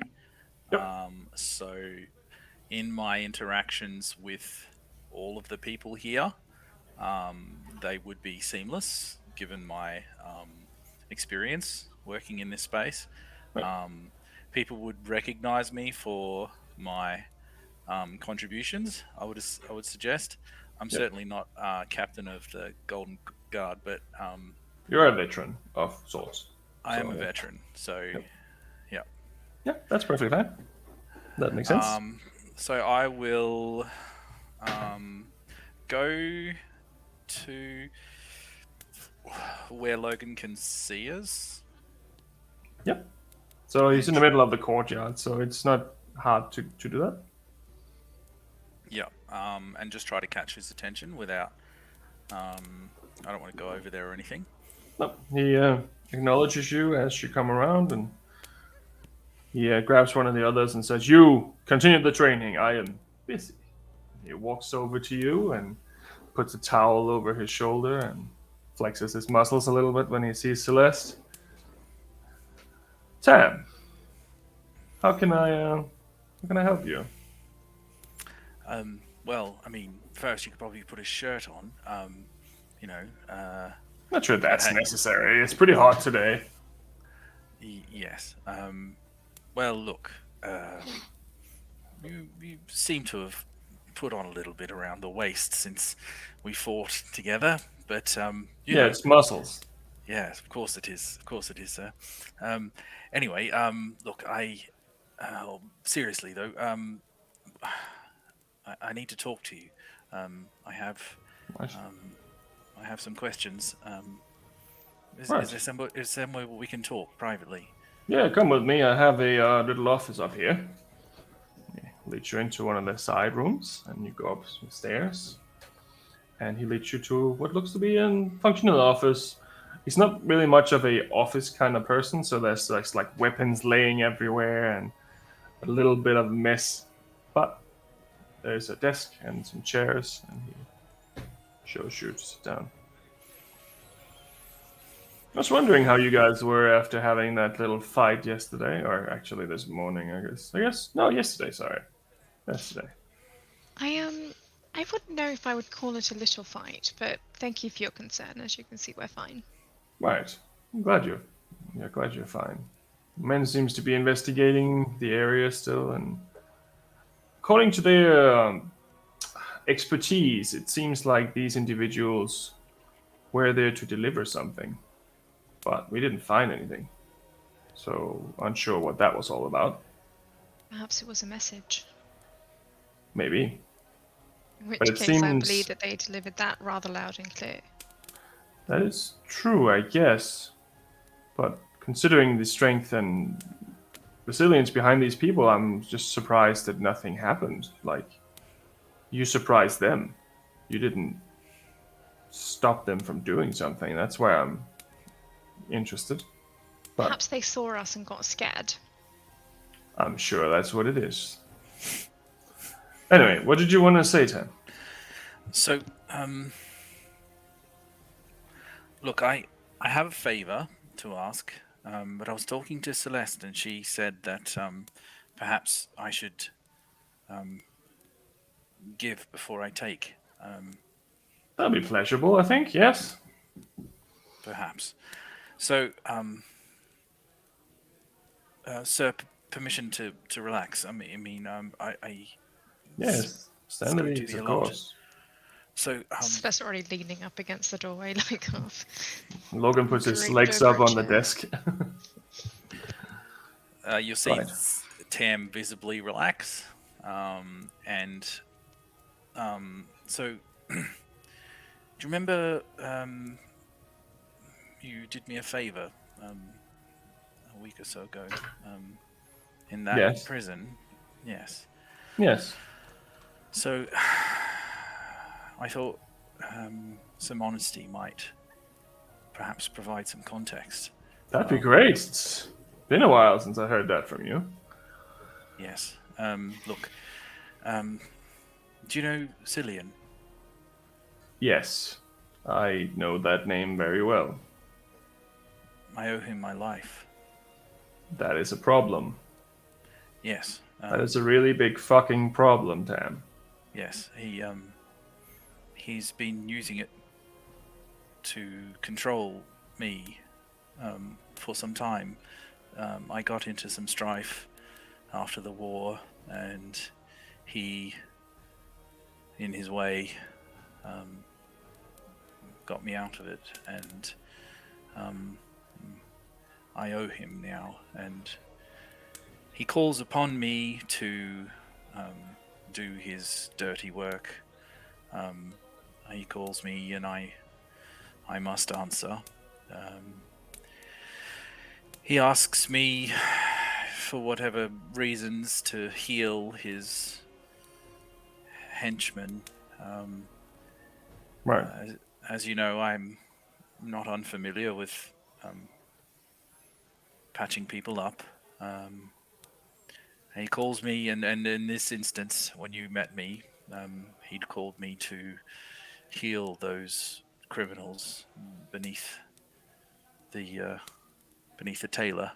Yeah, my nervous tailor, yeah. Yes. I did my best to save them, regardless of who they were. I don't call sides when it comes to saving lives, but Well, you did save that young boy's life, though. yeah, but I And didn't. Lachlan, I guess, but I guess that's not a problem now. I didn't save them all. Well, However, I tried. So, sir, I just needed you to understand that's why I was there. I wasn't there by choice. I had a bit of a suspicion that something similar were going on, but I wasn't sure that you were involved with anyone specific. But it seems like you've gotten yourself into trouble once again. And fucking Cillian? Really? I didn't even know who he was. I was in the prison, and he showed up, and he offered me a way out, and I didn't understand at the time what it meant. You could have called on me. I couldn't have called on you, sir.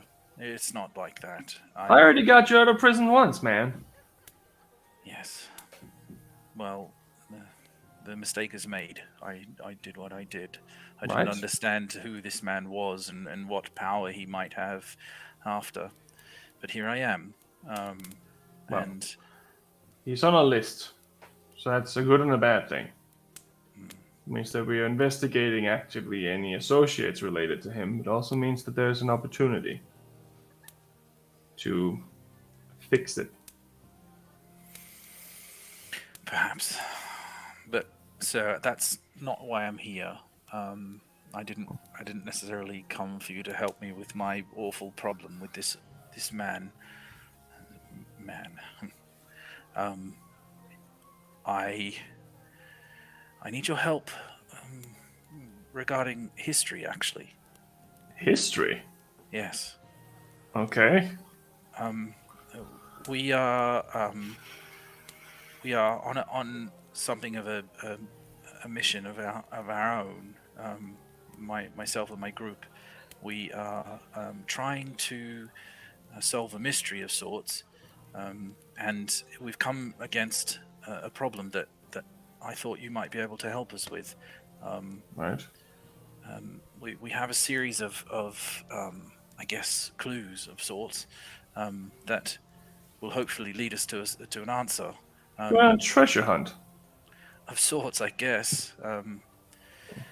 Not even really sure what the treasure is, but we've been tasked, and we are nothing if not resourceful. But at this point, we're a bit stumped, and I hoped that I know that your knowledge of military battles has always been something that's won you money when we bet, and I'd hoped that I might be able to draw on that now.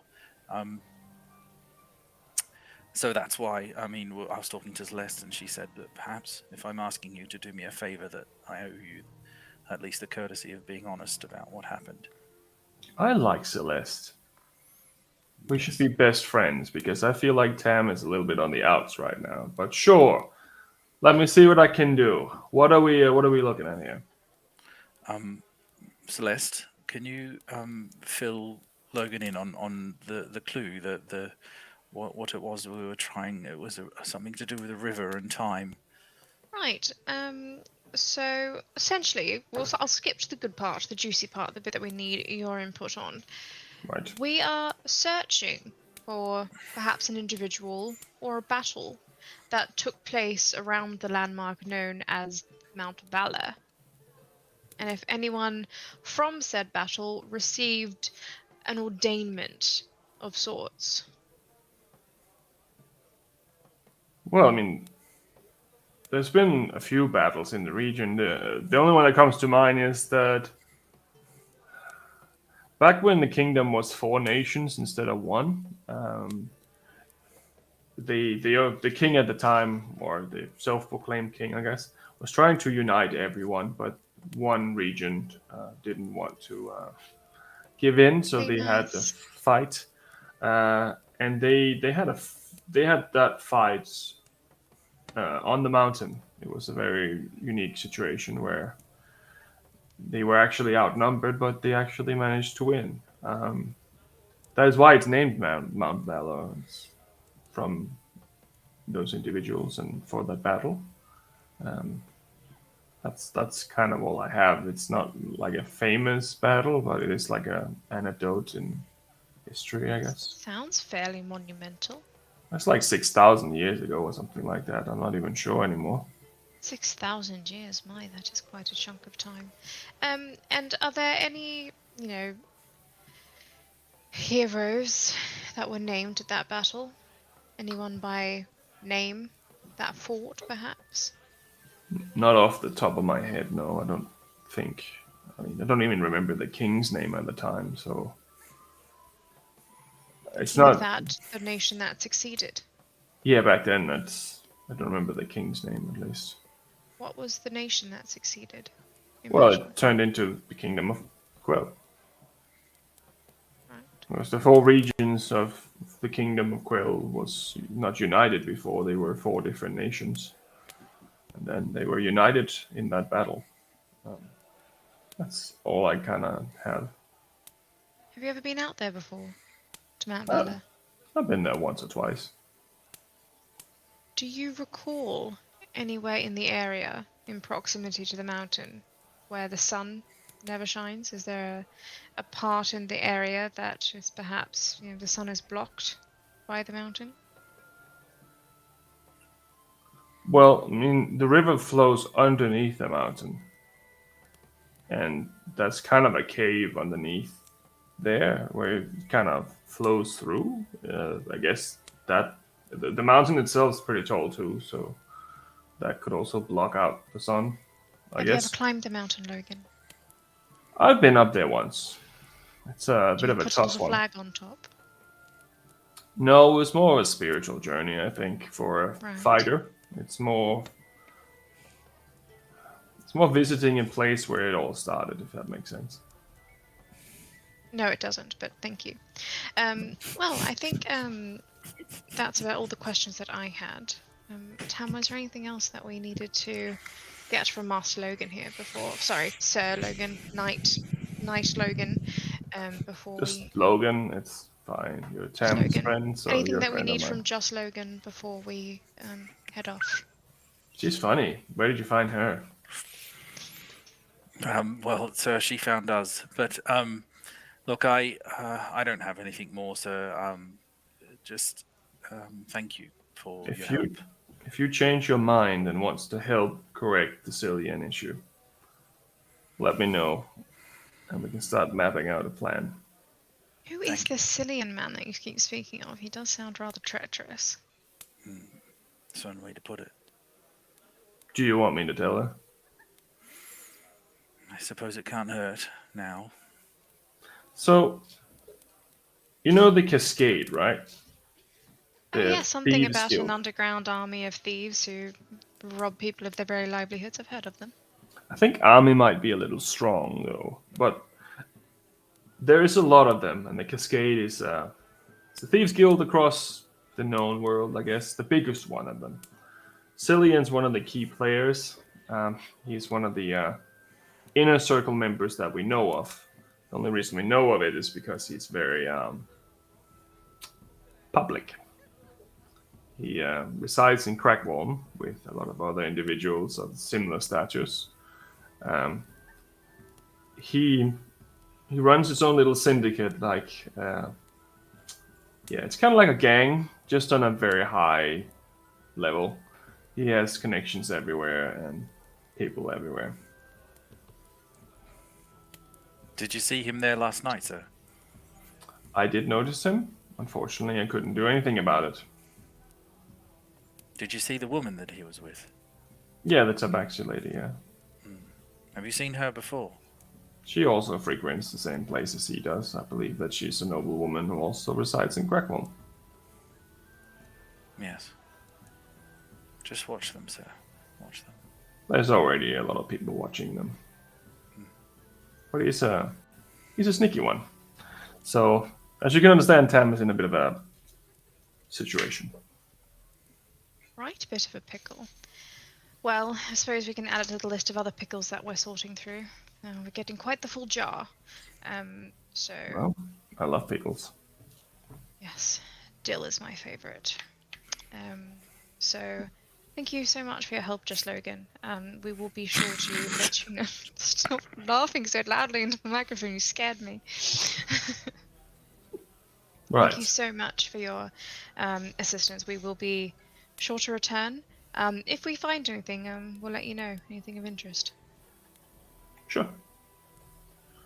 Right. Guess, yeah. Yeah, I guess that's all I have, at least. Yeah, well, enjoy the rest of your day. Thank you, sir. Thank Let you. me know if you change your mind, and if Celeste is ever available for a evening cup of tea, she can tell Just Logan. I only drink coffee in the evenings, but thank you very much for the invitation. Well, I'm sure we can find some coffee. Anyway. You have a wonderful evening. And then I'm going to, as we walk, because you said I could do this for Jean. I'm going to minor illusion a shirt on him as we're walking out. What the fuck?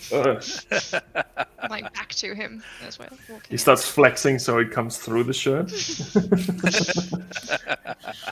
As he leaves you out, he takes you to the door of his study.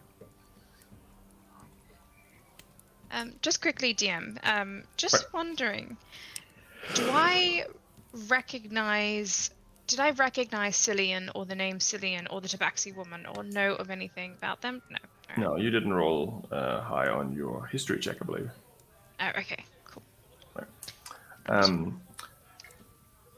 As he leads you to the door and he leads you out, Tam, you notice that his hands are slightly shaking.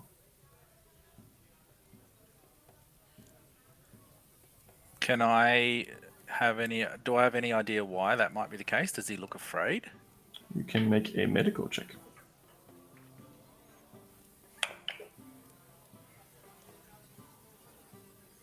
That's a 17. You've seen it before with some of your patients, that they seem to give in to this kind of shaking before eventually they lose control of their entire system over time. It's a chronic disease that doesn't end well, but it's a slow process. And shaking is the first sign.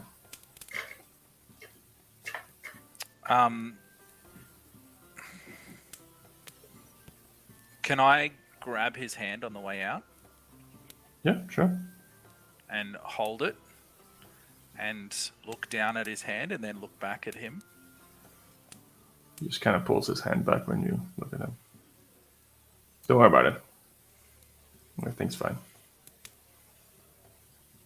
Now get out of here before I kick your ass. Yes, sir. All right. That's interesting. Okay. All right. Let's bail. Right. So go back and find our dirty friend in the alleyway. Dirty alley guy. Who's a stinky old man? Stinky old dirty man in the alley. So Sean, while these individuals are inside, you overhear a few things. Ooh. You overhear a conversation between two individuals saying that there's a shipment of tea arriving very soon in the barrow sack. You also hear that there is a missing person, a girl by the name of Annabella Morissetti. And then you hear that there's been a murder. An individual named Jonathan Guthrie has been killed, and he has been linked to the Alleyman Slasher. Sean, that's you. I was about to say, oh my god, no. The worst possible place. I'm not kidding. I wrote this yesterday. But yes, it seems like there's a serial killer around as well. Okay, I'll take that under note. Do I see anyone at any point as well? Any guards making their way by or something like that? Oh, they just During walk this back and time? forth. They don't seem to be like investigating or patrolling. They just seem to be going in and out of the barracks while they're training and going to the inn and stuff. In that instance, as soon as he would have seen maybe like his third guard walking by, Jean would be real nervous, especially considering, you know, his trouble was with the king prior. Yes. And he's just going to get his sort of older hand axe with a simple wooden handle, and he's going to flip it around and put the handle up to his face, and he's going to bite his lip, and he's going to pull it back, and he's going to sort of like let go and swing it back into his own face. The handle, he's going to try bust his lip and his eyebrow a bit if he can. Right, make an attack roll. Nate. Right. So you don't do a lot of damage, but it's you definitely hit. And right as that happens, you see them coming out. Oh, Sean, what are you doing? Why? What are you doing? Did you forget to floss this morning? A floss? Mind. John, No, John, John, let me fix that. What are you doing? And I'll just heal up his whatever the fuck he just did to his face. I'll just be like, Yeah, no problem. Pretty stop easy. that. So yeah, there were a lot of guards in the area, and I was just a little concerned. So I don't know, but I told you, did hear some you shit. should have let me punch him in the face. I told you. Yeah, you're right. Next time. Well, look, no, because nothing happened. No one came. If you'd have punched me in the face, you'd have punched me in the face for no reason. Well, perhaps. What, do you want to punch me in the face for your peace? Men, I don't understand. Peace of mind, I suppose.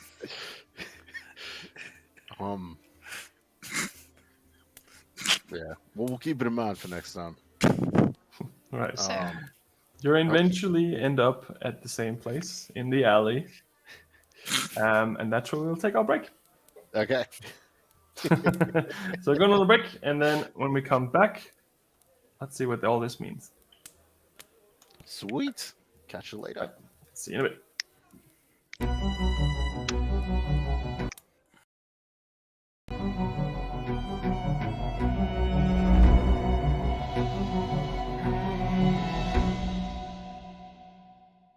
Are you looking for a more exotic or sophisticated choice in dice?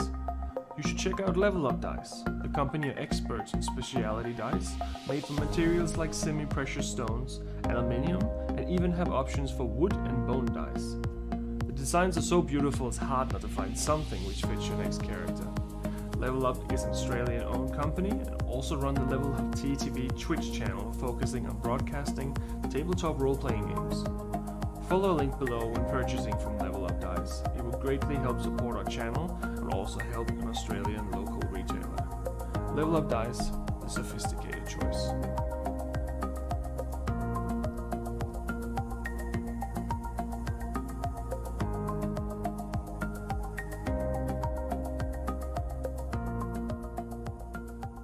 Monsters and Mayhem is sponsored by Miniporium.net, a huge selection of highly detailed miniatures for any tabletop role-playing game.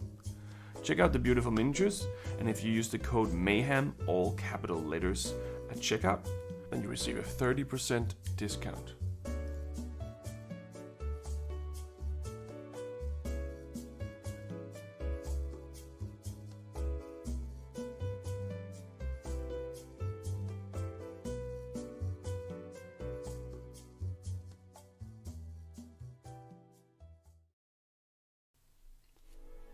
In the beginning there was nothing.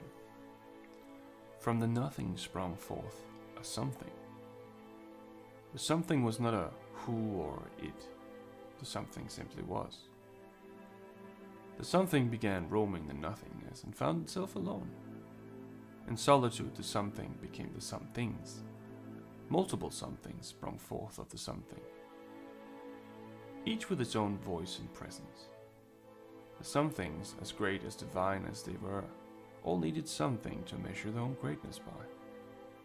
They created the first earth, and by doing so, became gods. The first earth was not perfect. In fact, it had many flaws. Because it was made as a circle, most things placed upon it would fall off the sides into the nothingness. The gods grew furious about the earth, and they cut it in half to make it flat. The excess was simply pushed aside and forgotten, at least for a while. The second earth was perfect, flat and vast. Each god began to populate it with creations and land masses of their dreams. Each god creating beings of their very own. Soon the world was full of inhabitants, and they all began to watch over their creations with anticipation. However, many creations did not turn out the way the gods had hoped for, and a lot of animosity was born over the first few years. The creations would go to war with each other and even themselves. Some of these wars even spilled into the realm of the gods, where the gods themselves would command their creations to destroy another god's creation. The gods were eager to prove themselves better than another, and a long bloody war was fought throughout the first era of the first 3,000 years. A massive war for survival was fueled by the gods themselves as the world began to burn. They started to see their own mistakes. The gods made many sacrifices and separated some races from others by magic or by using the elements of nature.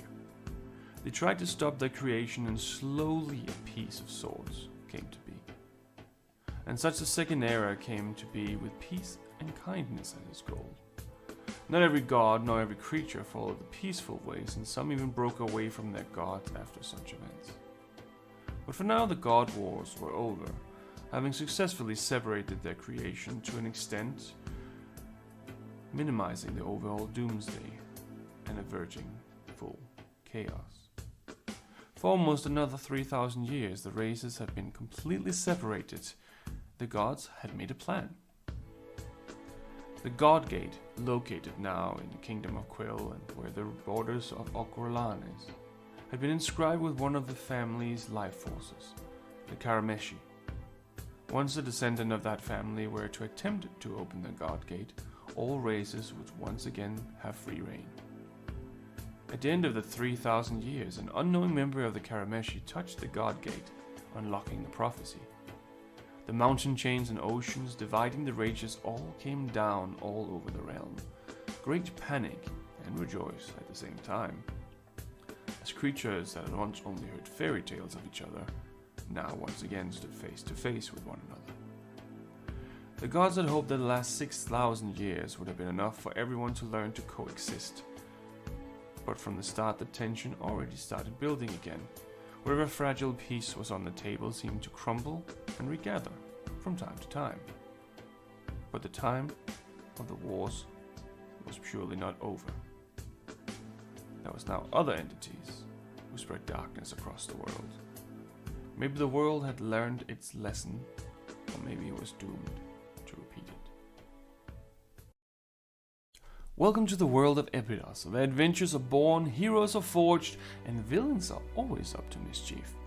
The Kingdom of Quill lies in the middle of it all, the heart of human civilization, at least if you ask them. To the north lies the cold Shadanon, where Northling constantly test the borders to the kingdom with raids and invasions. To the south lies the desert lands of Zahani, ruled by self-proclaimed princes and empresses. The tension is at an all-high after a failed invasion into the kingdom years ago still sends trouble both ways. To the southeast lies the Dragon Empire, a proud people ruled by the Dragon Emperor, who according to legend are a descendant from a real dragon. The empire has been locked in a cold war with the kingdom for generations, blocking all travel from entering the nation. But for the common folk, it's Monday. The birds are flying low and it looks like it may rain.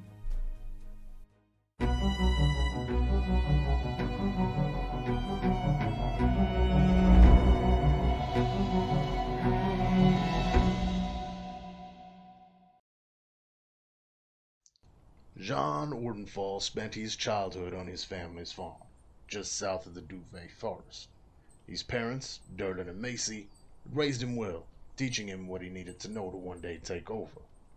Financially, they did quite well for themselves, carting their crops to nearby towns and cities for sale, although the frigid weather that often surrounded their home did not make it an easy life. As is the case with most youngins living the farm life, Jean eventually sought to see what else the world had to offer, and so he left in search of what opportunities the neighboring city had for him. It wasn't long before he realized the city life was not his to live. The boy who left, though, had become a man, and the man had met a woman, a blacksmith's daughter by the name of Cerithia. They fell for each other quick, and before they knew it, their love blossomed into a marriage and a son. The son they named Derlin, after Jean's father. Jean eventually returned home to his parents' farm with his family, where they made a life for themselves, a new life for his wife and son, but one all too familiar to Jean. They were happy. That is, until the day vile creatures from beyond the veil made their way into their home. After being driven from his homeland by the insatiable undead that now plague it, Jean seeks out those brave enough to aid him in cleansing his land of the foul fate that befell him and his family, and exacting the vengeance he so eagerly thirsts for. As a child, Celeste Highcrest would never have dreamed of leaving the sheltered life of luxury she had become accustomed to. Born to two noble parents in a land far beyond the Vale, Celeste's childhood had been fraught with expectation. Her father, High Archivist Saran Highcrest, had set high standards for his two children, and the elder of those two elves, Celeste's sister Cressida, had surpassed all of them. Cressida had found her talents at an early age, her nose buried in books, and magic coming to her as easy as breathing. Celeste, however, had struggled in the shadow of her sister's success for as long as she could remember, never quite meeting the expectations of her father, and always the object of his disappointed glances. When the two elves came of age, they sat the entrance exam to join their father at the sanctum, to become mentored under his tutelage and scribe ancient texts in the archives. Cressida, to no one's surprise, had passed the exam with overwhelming success. Celeste, on the other hand, held true to her long-standing tradition of always being second best. It was rare that one should ever choose to leave their homeland, but never being able to escape the constant overshadowing from her sister, Celeste had decided it was finally time to break free of this tradition. For here, she would always be Cressida's sister, never her own person. But if she were to leave, perhaps she could finally forge her own path. She found her way to the dimension door, stepping through for the first time and finding herself in a land strangely familiar, yet unlike anything she had ever experienced. She boarded the first ship she came across, bound for the kingdom of Quell, and spent years travelling these oceans between continents, desperate to find something worthy enough to bring home as tribute to her family. Until one day, the news found her. The door that she had stepped through to enter this plane had vanished, along with every other door that could lead her home. Now stuck, seemingly an entire universe between her and her homeland, Celeste is searching for answers, and some miracle that could lead her home again.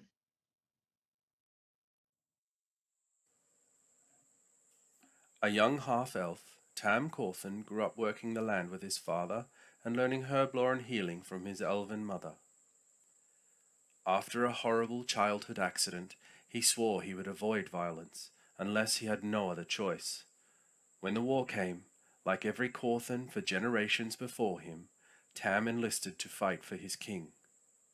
During the bloody battle for King's Helm, Tam's selfless efforts to heal his friends caught the eye of the celestial Aethia, and she became his patron, giving him the gift of celestial healing.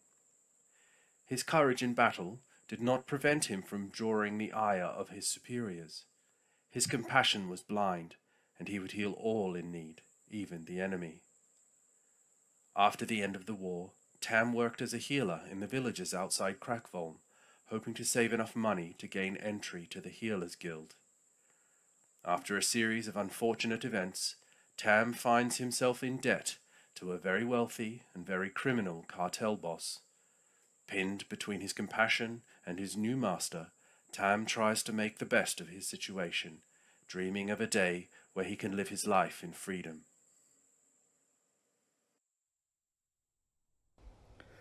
Ingwe grew up in an exclusive, reclusive community of druids.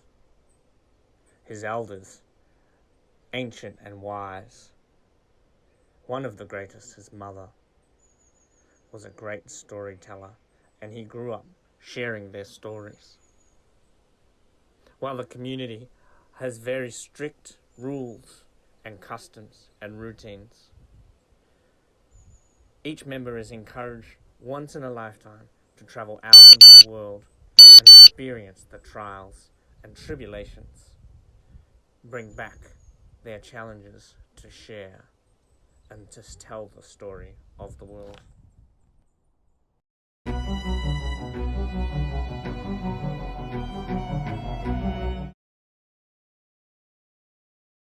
And we are back again, and no one heard you say that.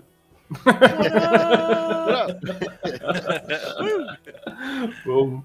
Here we are. Right. So, before we start, I just want to mention again that we do have a casting call for anyone who wants to join our Monsters and Mayhem family. We're currently looking for one member, but who knows? This could be you. This could be. We need you. Ish. Or you. And Or you. definitely you. And all Not of that you. person, And but that. the others, yes. And you in particular. Our stream needs you. Yes.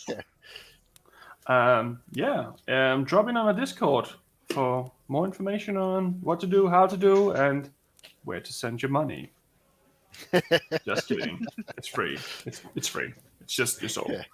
Anyway, Hey, hang on. Why am I spending my... Not kidding. I already have your soul. Yeah. You guys are getting paid? Yeah. I'm just sending Laura an invoice every now and then, and then she just has to pay me. Anyway, before we left off, Sean found out that there's a serial killer around and some other tidbits, someone selling tea stuff, and you went to investigate Lauren. What? Logan. I don't know who Lauren is.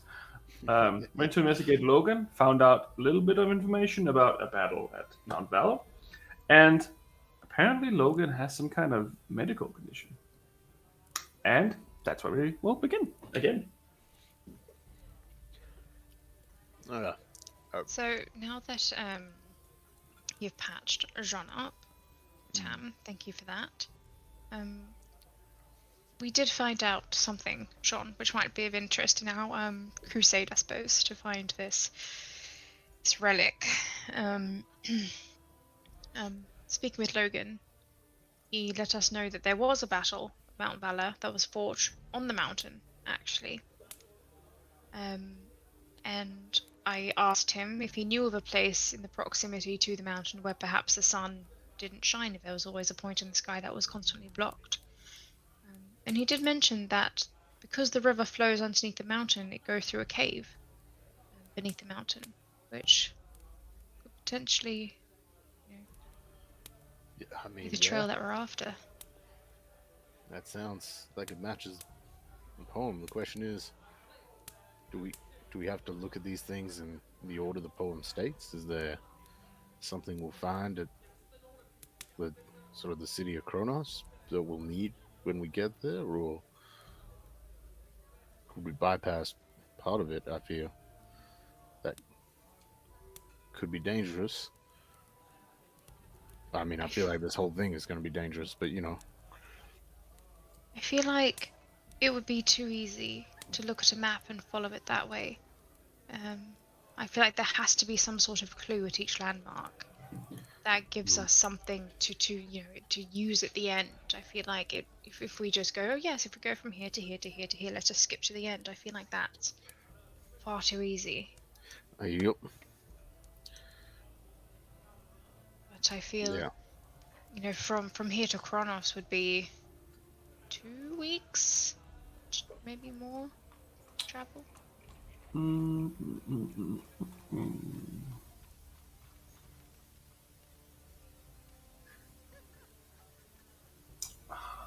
Maybe a week and a half on horseback.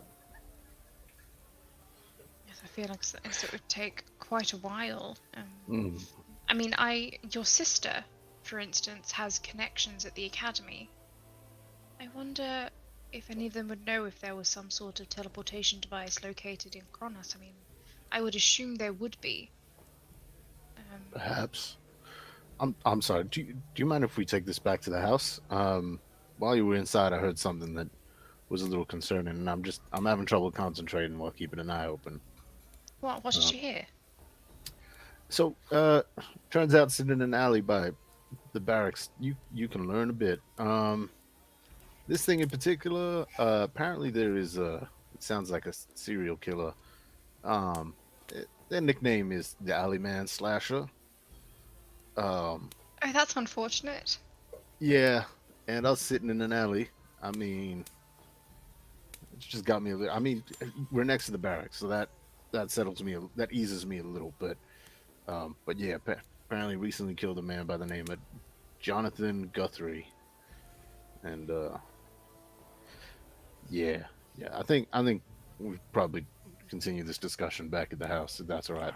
I think that's a good idea. Well, we can go back and we can get changed into our fineries and get ready for tonight as well, I suppose. Yep, sounds good to me. Should we have invited Logan? No, that would have been awkward. I don't think so. All right. I'll take the helms. Start heading us back. I'm gonna start heading back. On the way as well, gonna turn around and be like, other news I heard, sort of less important, a little more open-ended. There's apparently a young girl that's gone missing as well in the area by the name of Annabelle Morissetti. So, just thought I'd mention that in case. I don't know, those things tend to weigh heavy on my mind. You think it might have something to do with this slasher? The young girl that's missing? I didn't even make that connection. I sure as hell hope not, though. But, That's very concerning. I feel like we should do something. We can always go and ask. I mean, surely there's a crier somewhere that has more information on the locale of where she was last seen or something like that. We can certainly investigate. I mean, we do still need to work out the final line of the poem, if we are correct up until now. So we do have a while before we set off to, I assume Kronos would be our next destination. makes sense to me. Yeah, sorry, I just thought I'd mention it because it was... Man, now I'm thinking of that possibly being connected to the other thing. And all right, let's get back to the house. We'll talk about details. We'll figure everything out. We're not going to be helpful with the information we know, regardless. Yes, I agree. All right, head back to the house. Right. You make your way back to the Ian Gate Manor in the Silverstone region, where you have been a few times now, and you know the area quite well. And as you arrive, Jonas, looking a little tired, accepts the cart and drives it to the back for you. That guy's overworked. I'm sure he's compensated. Yeah, you're right. All right, let's head in. I don't know if you all want to meet in one of the rooms, or maybe they've got a study we can speak in. What would you prefer? I can ask. I think a study might be good, just in case we have need of quills and ink and parchment to jot down anything. I agree. I agree. All right. As we go in, Jean's going to look about for preferably his sister or Midos, as he feels weird asking the servants. But if they're not somewhat immediately visible, he's going to go to a servant. So you can see the dining room further down where there are hallways. You can see that your sister is reading some papers there, and you can kind of vaguely make out Minos outside trying to do some landscaping, maybe trying to heal a tree, something in that order. All right. I'm going to go to Danica. Danica, how are you? Oh, I'm quite well. I'm just reading a little bit of notes here to get more into my studies, you know. No, of course. Always What got to keep up to date. what you been up to? I'll just, you know, exploring and things, looking about the city. Um, yeah, I may have something that I think you'll find pretty interesting, but Oh, not not just yet. okay. You wouldn't happen to have a study where my friends and I could discuss some things in private? Oh, sure. Do you just want to talk to me? Do you want to meet us as well? Oh, just me and my compatriots for now. Once we figure out the details, I may potentially come grab you if there's a Oh, place we can use. of course. If you go up the stairs and you go down at the end of the hall and take the right, that is my study. Thank you. Very kind of you. I think you're gonna like what I have to say. Right, of course. Well, please to stay on that side. The left side is Mido's study. He doesn't like when anyone goes into his study, except I for me, of understand. course. I'm of course allowed, but yeah. No problem. I understand. Um, yeah. Thank you for organizing this thing with Mom tonight. Really, really appreciate it. She's Looking so forward to seeing that. excited. She didn't think that she was gonna see you for a while. Yeah. I didn't think I'd see either of you for a while, so Well, me we're too. so happy you're here. Thank you. I'm happy to be here. All right. So left, correct? No, left is, No. is Midos. Mine is right. Right. Yeah, that thank Yeah. you. Thank On you. the wave hand. All right. Gotcha. Thank you. Much appreciated. Um, we'll speak to you shortly. Right. All right, guys. Down this way on the right. We want to avoid the one on the left. The right. Hey, what's on the left? Midos study. Apparently, he's very private about his things. So, to the right is my sister's. She said we can use hers. Head on over, pop on in. Right. So as you open the door, it's quite remarkable. It's the floor, the tiling itself is made up of almost looking like arcane symbols, but it's not. It doesn't look magical. It looks more like someone painted tiles in a way with arcane symbol, as kind of like when you go to a museum and you see symbols like that.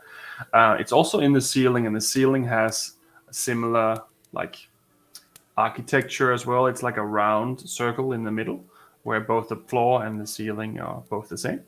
Rest of the room looks pretty ordinary, like an ordinary study. There is some benches. There is a study room table and some chairs.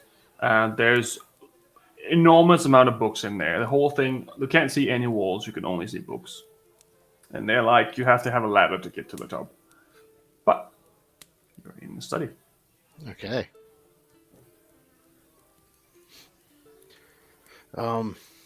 Yeah, right. Let's continue this, shall we? Yes.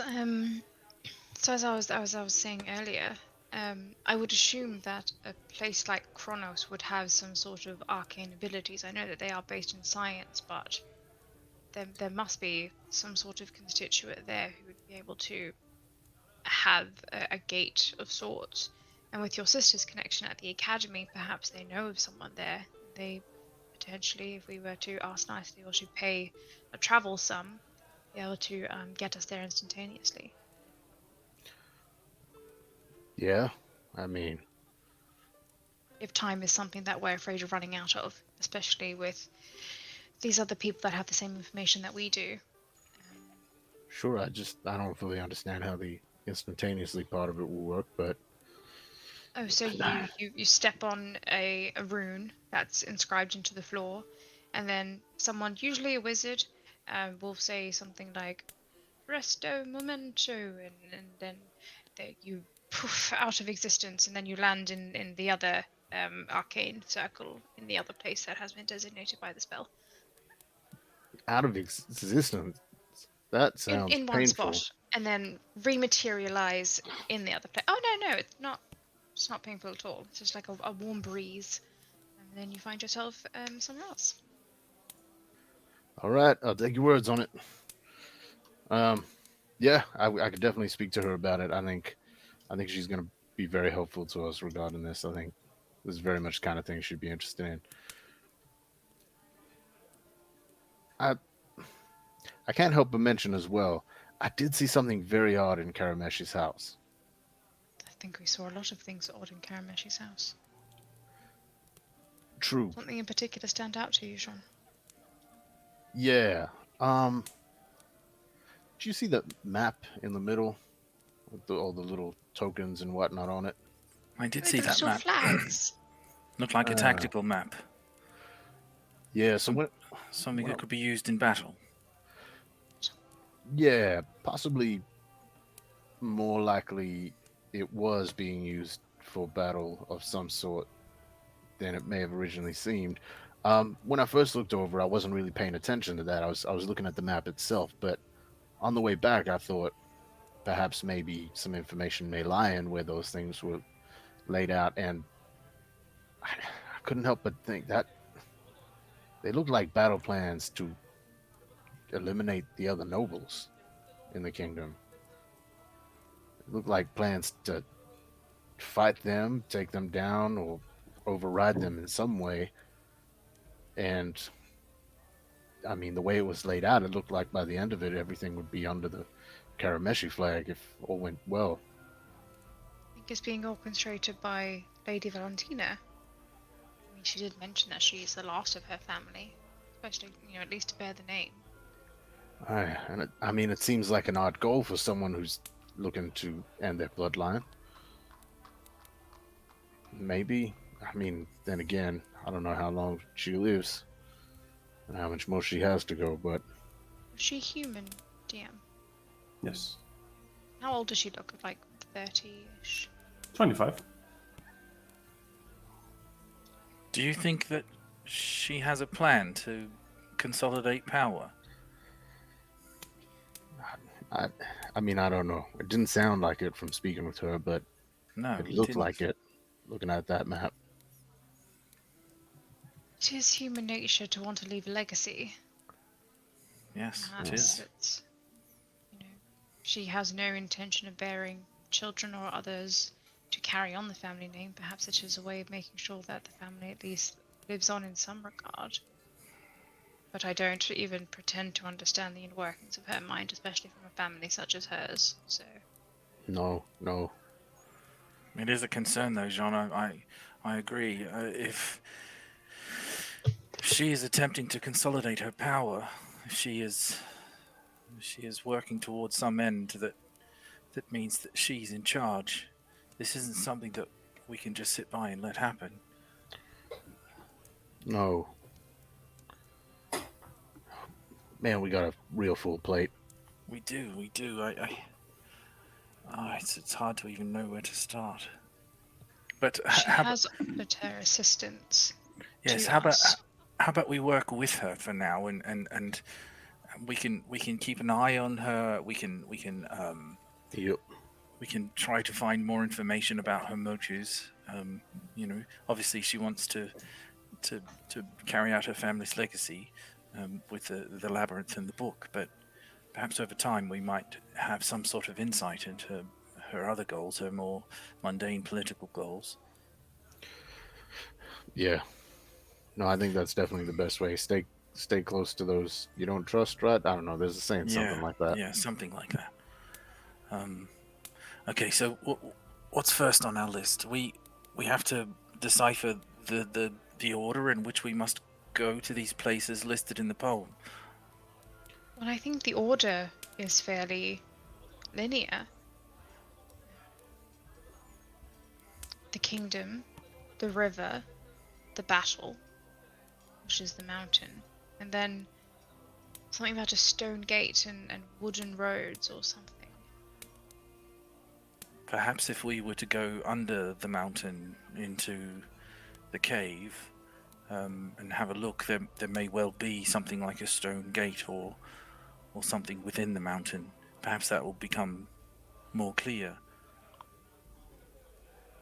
Yes, So I agree. If we go from here can we go from here directly to the mountain? Is that something that we can do? We could, but as I was saying earlier, I feel like that's too easy. I feel like there must be something that we're missing. It says to follow the river. What does it say? It says follow the river that. Follow the river of time to where the sun is blocked. Yes. And battle something virtue, something honor. Jean has a far better memory than I do. So, but we can. But it says to follow the river to a certain place where the sun is blocked, and that would seem to be the destination. Yeah. It makes sense to me that we just go there. What do you think, Jean? It's odd. I don't know. In most in most puzzles I've mucked around with, there's usually a sort of a chain of events. You have to do one thing before the other. For if you don't do it, the next won't work properly. Now I don't know if this is that sort of a thing, but my concern is we get to that first location and suddenly something's not working because we haven't done something at the other place. I mean, I think that's the quickest way of getting it done, but it risks the potential of wasting time if we have to then leave for Kronos and then return. There's yeah, I think there's a little bit of risk in it, but at the same time, if it does work, we'd be wasting time going the other way. So, does your sister have a map in here, Jean? Do you think? As she starts pulling open drawers and. There's a whole selection of different maps on there. That's like a little barrel full of maps. So, each of the regions, the kingdom, Sahani, the Dragon Empire, pretty much everything in the known world that you can see. Even some hand-drawn maps of the unknown. Oh, that's very interesting. I'm going to file that one away for later. And she's going to pull out and see if she can find one that depicts the region where Kronos is, of sort of that area. Yeah, you can definitely find that. Get that out and lay it out on the table. And she's going to look around for one of those, I don't know what they're called, you know those little pins, and it looks kind of like a compass, and you put it down and then you put it to scale and then it tells you how long things take. Yep. Like the navigator. Actually, no, she has navigator tools. That's true, you probably would be. Yeah, so she actually has navigator tools, so she'll go into her bag and rifle around and pull it out. Is it called a... No, sextant is something else. So she'll pull it out and lay it down on the table. And she will look at this and figure out the scale. Right. I don't know if you would want me to roll for that, to be able to figure out the kind of the scale of the map. No, that's just a measurement thing, so that's not really a problem when you already have the tools. So she will go that, and then she will map out how long it would take to get from Kronos to Mount Valor. Like how many miles it is. So, depending on which side of the mountain you're trying to go to, because the river is underneath, it would either take you on the left side, it would take you 3 days. On the right side, it would take you 4 days. She'll relay that to the group and say, it would take us the better part of a week to get to Mount Valor, perhaps even longer from here. Or if we could potentially get to Kronos, it would take us 3 or 4 days, depending on what side of the river we decide to walk. Because if you can see here how it arcs, in this river here, we'd have to pick a side to walk through, or to walk down. fair. So you also notice on the map that there is a little arcane symbol on some of the cities. It's just a little side note, like little asterisks. One of them is in Berenberg, one of them is in Kuitaro. There's one in Six Shores, one in Trichora, and one in Kalas. Which you're not sure what they mean, but there is an arcane symbol surrounding those 5 places.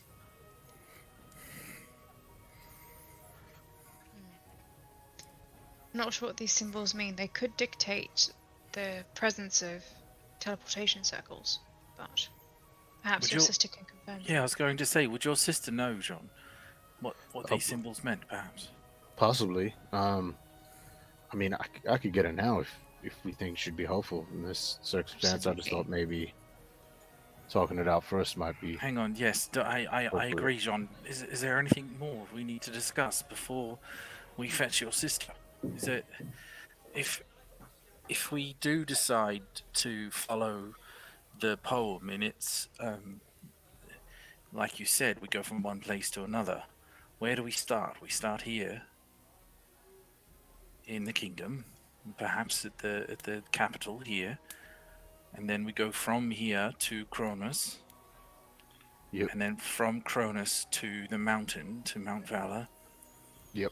And then under the mountain and inside the mountain there's a stone gate and a wood road, or a road of wood or something. I mean, hopefully that last part's the one that we haven't really figured. So Yes. A road of wood. I think the terminology was a road in wood. Road in wood. Is there some kind of forest around the mountain? Look at the map. There is. Yes, there right is- here. There's the undergrowth, which is the forest surrounding the bottom of the mountain, which also has a bridge right next to it. There's undergrowth is stretching around the mountain technically, so that's the closest one. There's more further away, the Ivory Forest and Pell. Depends on how far you want to go. Does it look like the river goes through the mountain and Yes, comes it out the does. other side? It does. Seems Yes.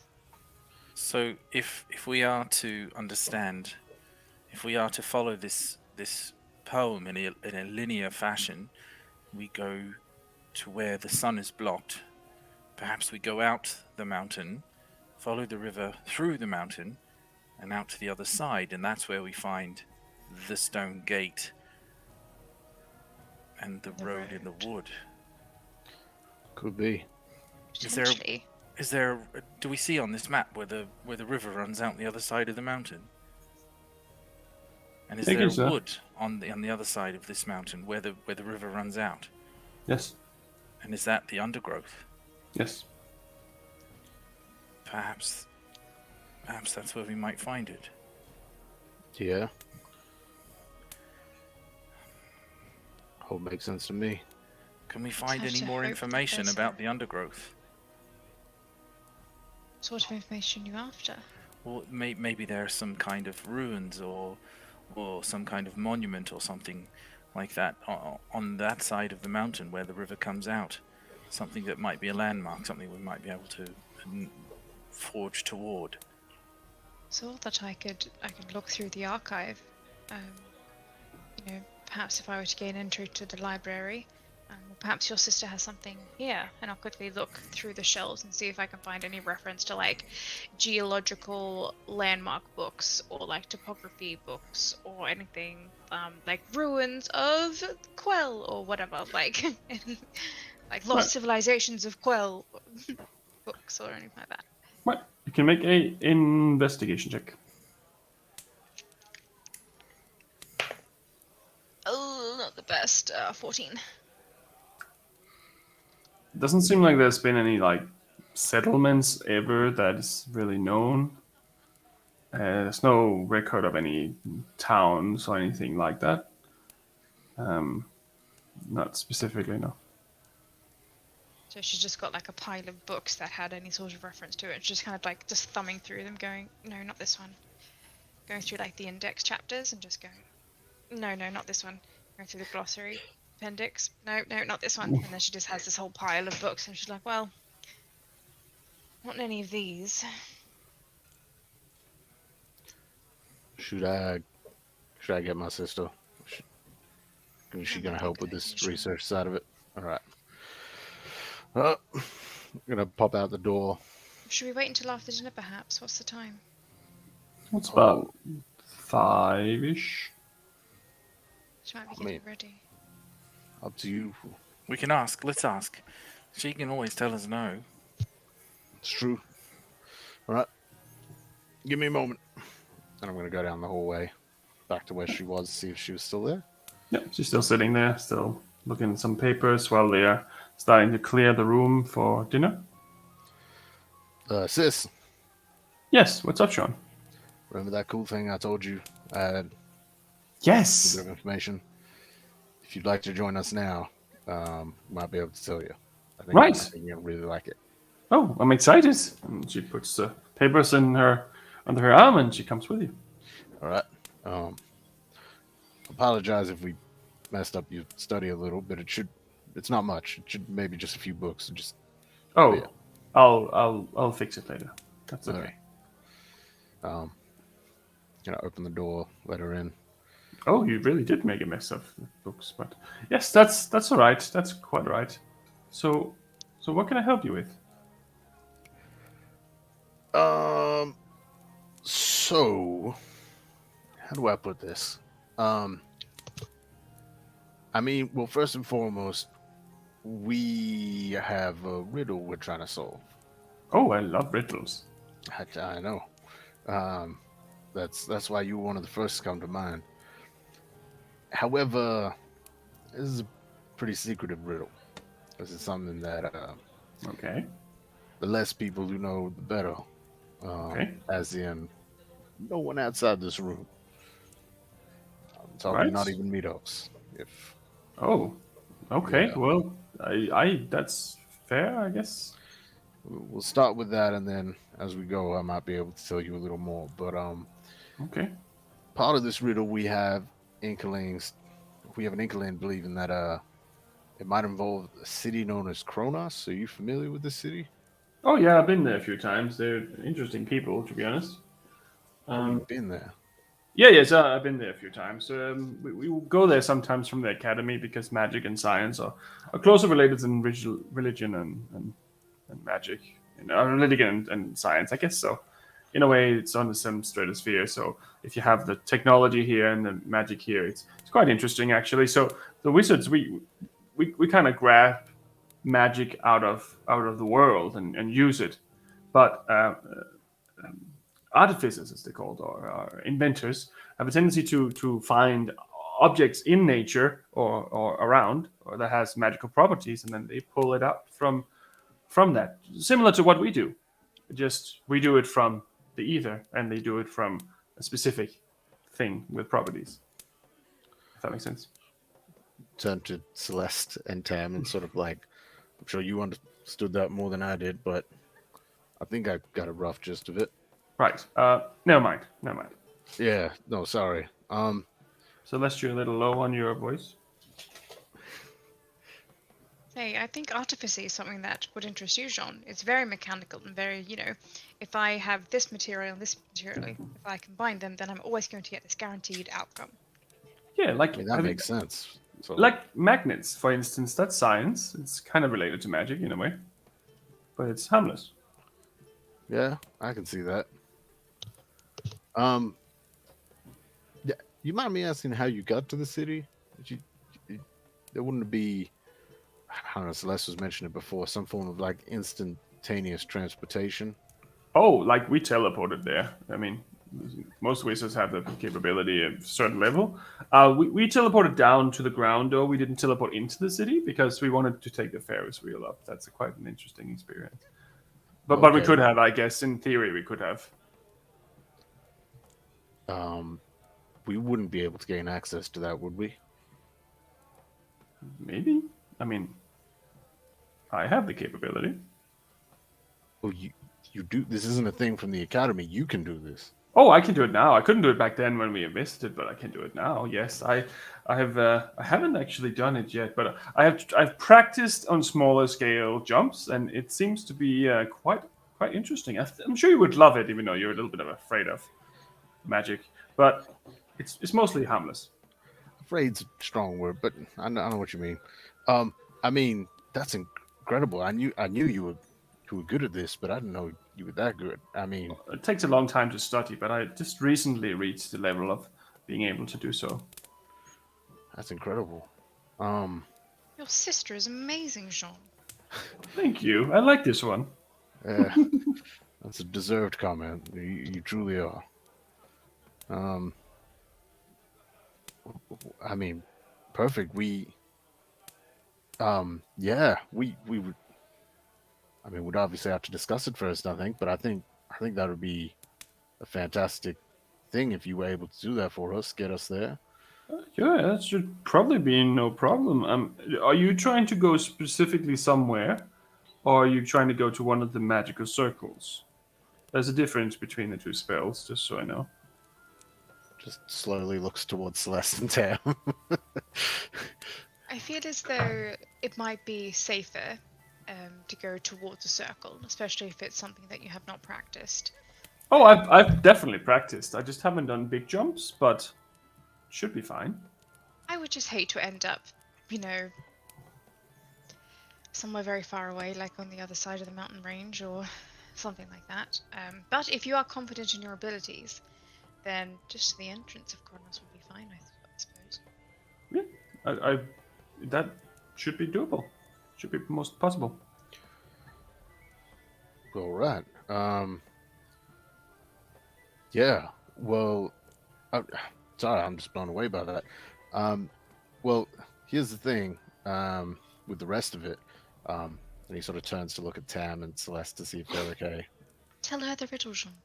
Yeah. All right. Sorry. Okay. So this is basically what we're trying to figure out. We're trying to find, we believe, a location. Okay. And the riddle itself sort of goes, within the egg a nation lies. Follow the river of time to where the sun is blocked. Only in battle can such be won, a virtue of honor, a gate in stone, a road in wood. Does any of that sound familiar to? Like we think we've got some idea, some things figured out. Right. But... let me think. I've been there once, I think. Kronos and a river.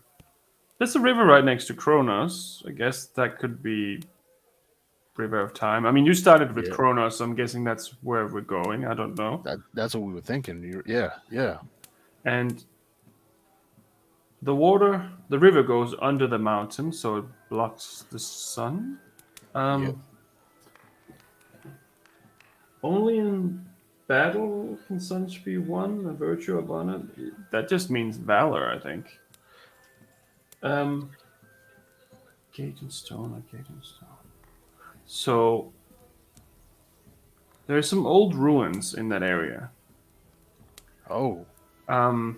No one really knows where they came from or who made them, but they've been there for a long time, thousands of years. Most of the ruins are made of stone. I don't know what road in wood. There's a forest. There's trees. It could also be something made of wood. I don't know. Are the ruins situated in the forest around the mountain or beneath it in the caves? They are near the water towards the mountain, to be honest. All right. But they are on the edge of the forest, I guess. There's something.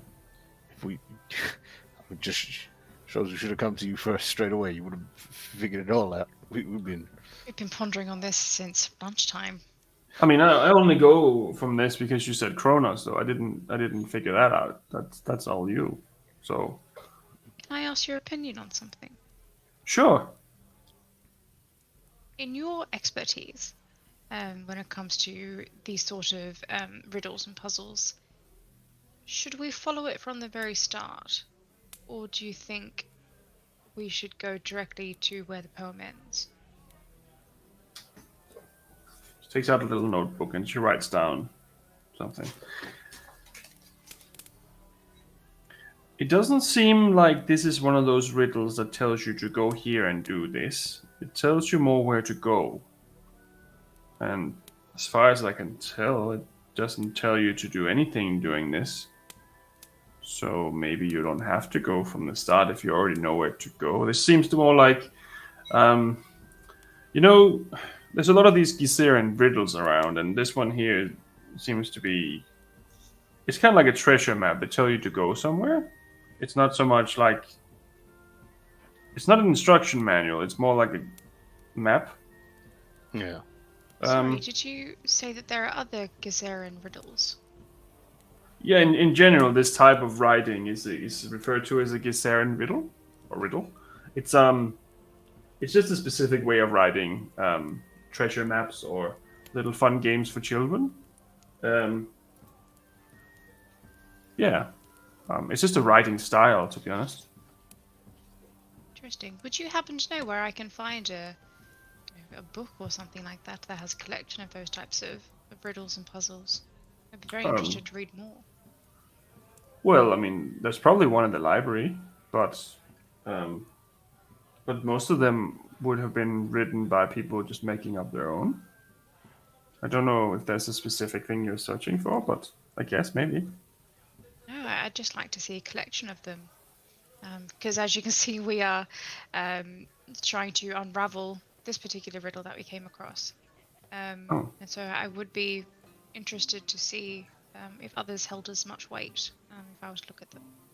Right. I mean, this one seems kind of serious. Like, most of the time, it's the ones made as so someone will tell their lover to go to their room or something. It's not so much an action. I don't know. It's not the type I've normally seen, but I'm not looking into riddles specifically. I have a lot of other things on my plate, so.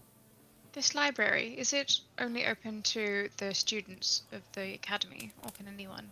Oh no, the general library here is open to anyone. We have our own library with most of the copies of the other books related to arcane nature, but. Right. Might swing by tomorrow. See if I can pick up a copy of one of those books. Sure. I mean, I can probably help you into our library, or the Arcanum is the one that's open to everyone, but that depends on what you're looking for. I would say that Kiseran Riddles is probably just in the children's section. Yes, I do like a little bit of light reading before bed, so. Well, that would definitely do it. Up my alley. Sure.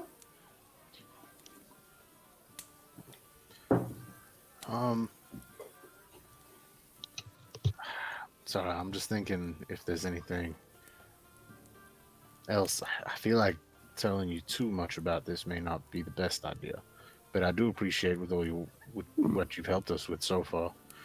But of course, I do want to emphasize, just because I'm sure you can see a little stressed about this one. It seems very odd for a children's poem. Yeah.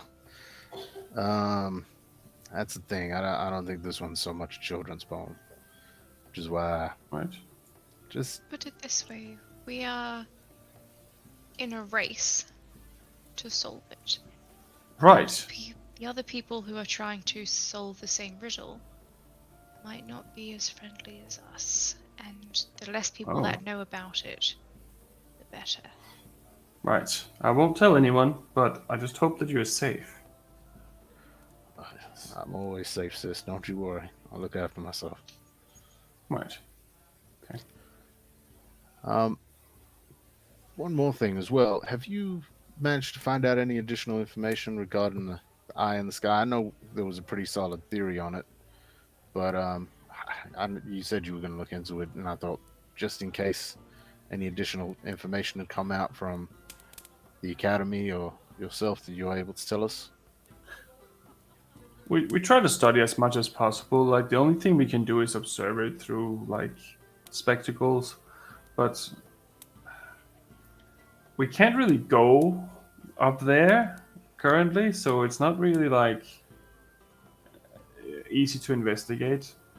No, most understood. have kind of recited to the fact that it may be the gods. Seems to be more and more likely with everything I'm hearing. There seems to be a strong sense of divination magic coming from the region of the sky, but that can mean a lot of different things.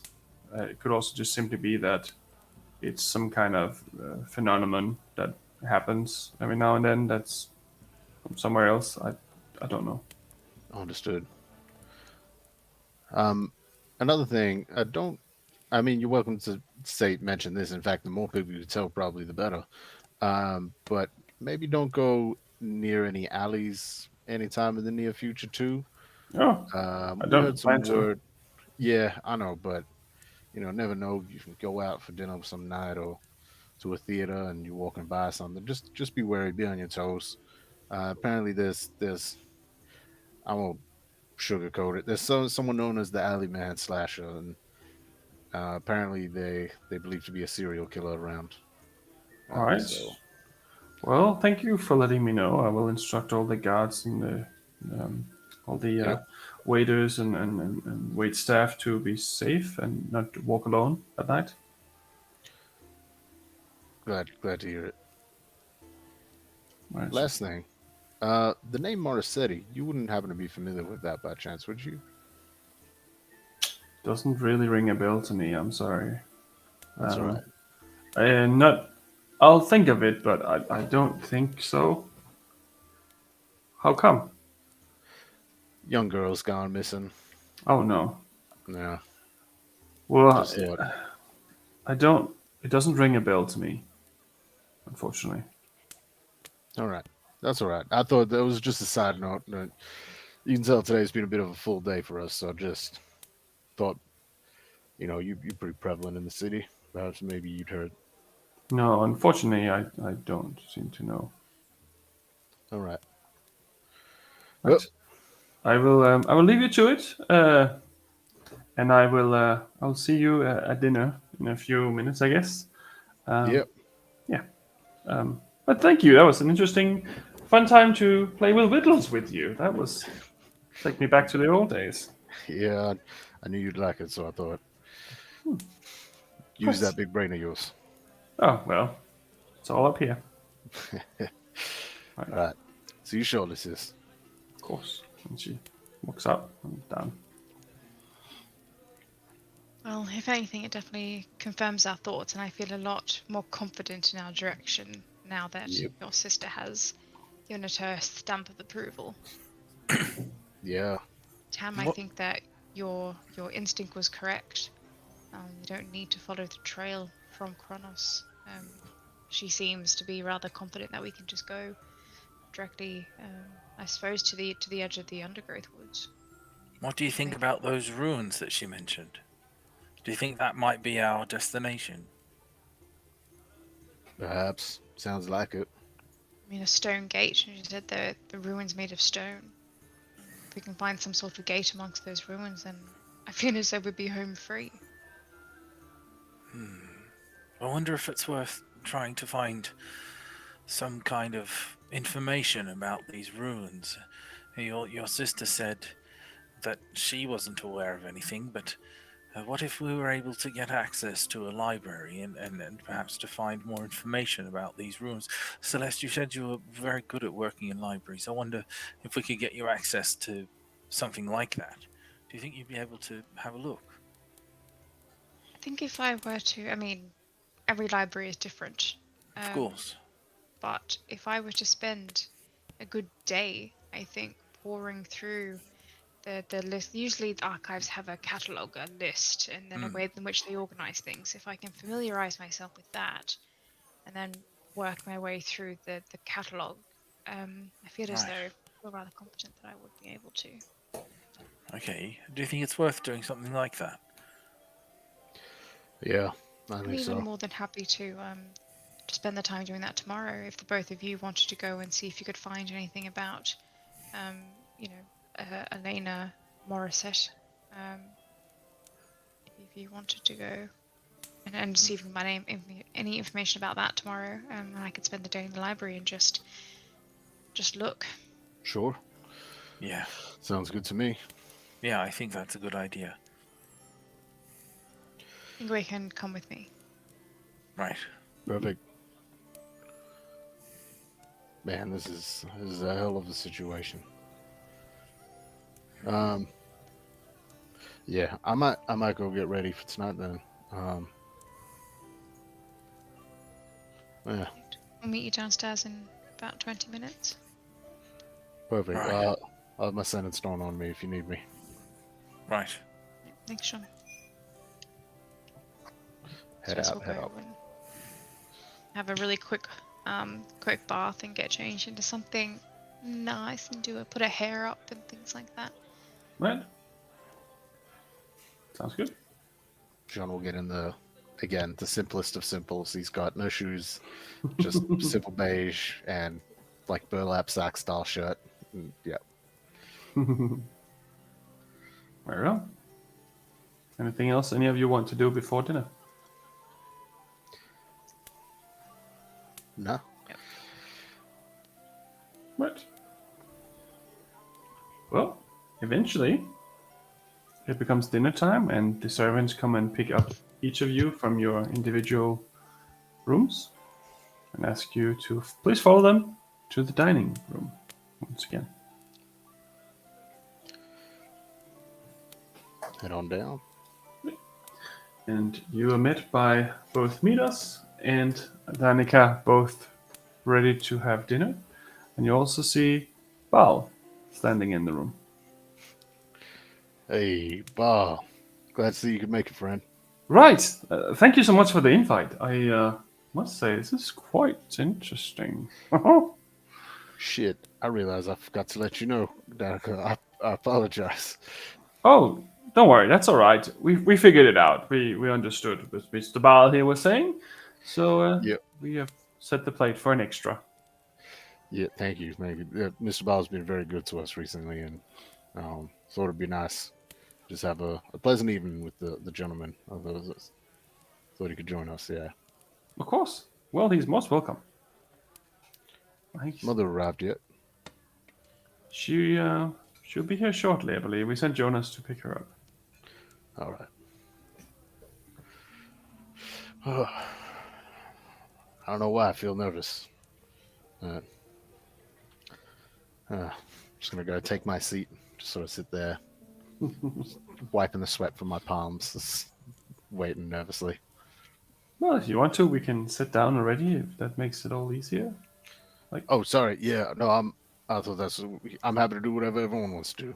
Just No, please sit down. Do you want some water, John? You look a little bit, out of that'd it. be great. Right. Yeah, no, that'd be awesome. Thank you. Right. You all get some water, and a little bit of garlic bread is presented to everyone.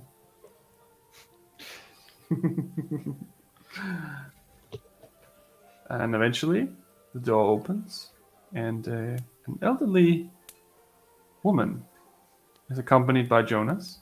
He is holding her hand to make sure that she walks right. And you see a almost spitting image of Sean, just as a female version and a little older. She's walking with a cane, which is not unheard of. She's been doing that before, so it's not a shock to you. And as she sees Sean, she livens up, and she forgets to hold on to Jonah's hand, and she skids across the floor to Sean and gives him a big hug. Sean returns, squeezes real tight. Oh, Sean, my boy. Oh, It's been such a long time since I've seen you. it's been too long, Ma. Too long. Oh, she holds on for almost forever until she finally lets go and then squeaks your cheeks. I'm glad to see you still walking about. Still got that old strength in you. Oh yeah, I need to be on the fence now that there's a serial killer. I would kick his ass. I know you would, Ma. I know you would. I'm just I'm surprised to hear you've heard of them. Oh, I hear everything that's going on in this city, as long as it's on my left ear, not the right one. Yeah. No, sorry. It's good to see you. It's good Glad to see you too. doing all right. And I'm I hear doing well. Danica set you up with a nice place. Yeah, they wanted me to live here. I don't really know what I would be doing here. I mean, look at this place. So much dust everywhere. No offense, Jonas. Yeah. No, I figured you'd say something like that. Come on, let's eat. Let's sit down. I can't wait to hear what you've been up to lately. Right. Yeah, it's probably not as exciting as what you've been up to, but sure. And she sits down, and Baal sits down, and Midas, and Danica, and everyone sits down at the table.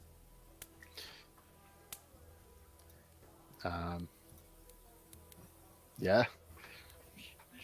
John's just gonna get into small talk basically straight away. Just like, how have you been? How's Celeste will lean over around Jean and reach out her hand and go, "Hi, my name is Celeste. It's an absolute pleasure to meet you." Right. Oh, thank you for coming today. Wait, no, sorry, I was invited. That's right. Sorry, my apologies. I was invited too, so maybe we can thank each other. Right. Yeah, we can do that definitely. So, how did you know Sean? We were we both work for the lovely Mr. Bathel Baal over here.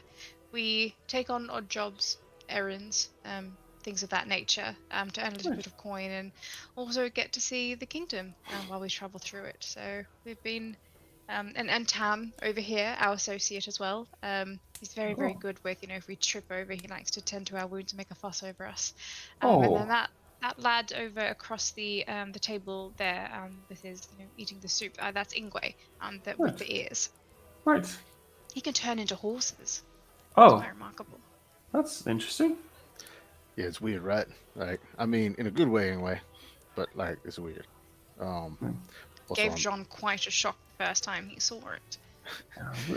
I'm not surprised. I mean, Sean isn't taking to magic that well, and it's definitely taking that from me. I don't really know what's going on, but that's why it's so hard for me to talk to Danica sometimes. But we all have our own passions. That's it. Yeah. I'm sorry for not introducing them, by the way. I'm surprised you didn't give me the old whack on the knuckles for it or something, but yes, it's quite these alright. are my friends. I'll give you a free one. It's been a while since I've seen you, my boy. Yeah. He has been so excited to see you. Oh, I'm so happy to hear that. One of the first questions he asked when he walked through the doors here was, "Where's Mother? Where is she?" She puts her hand on yours. Oh, I missed you so much. She used the thumb to sort of like rub the back of her hand, fingers and that. How's the farm going? How's everything going on the farm?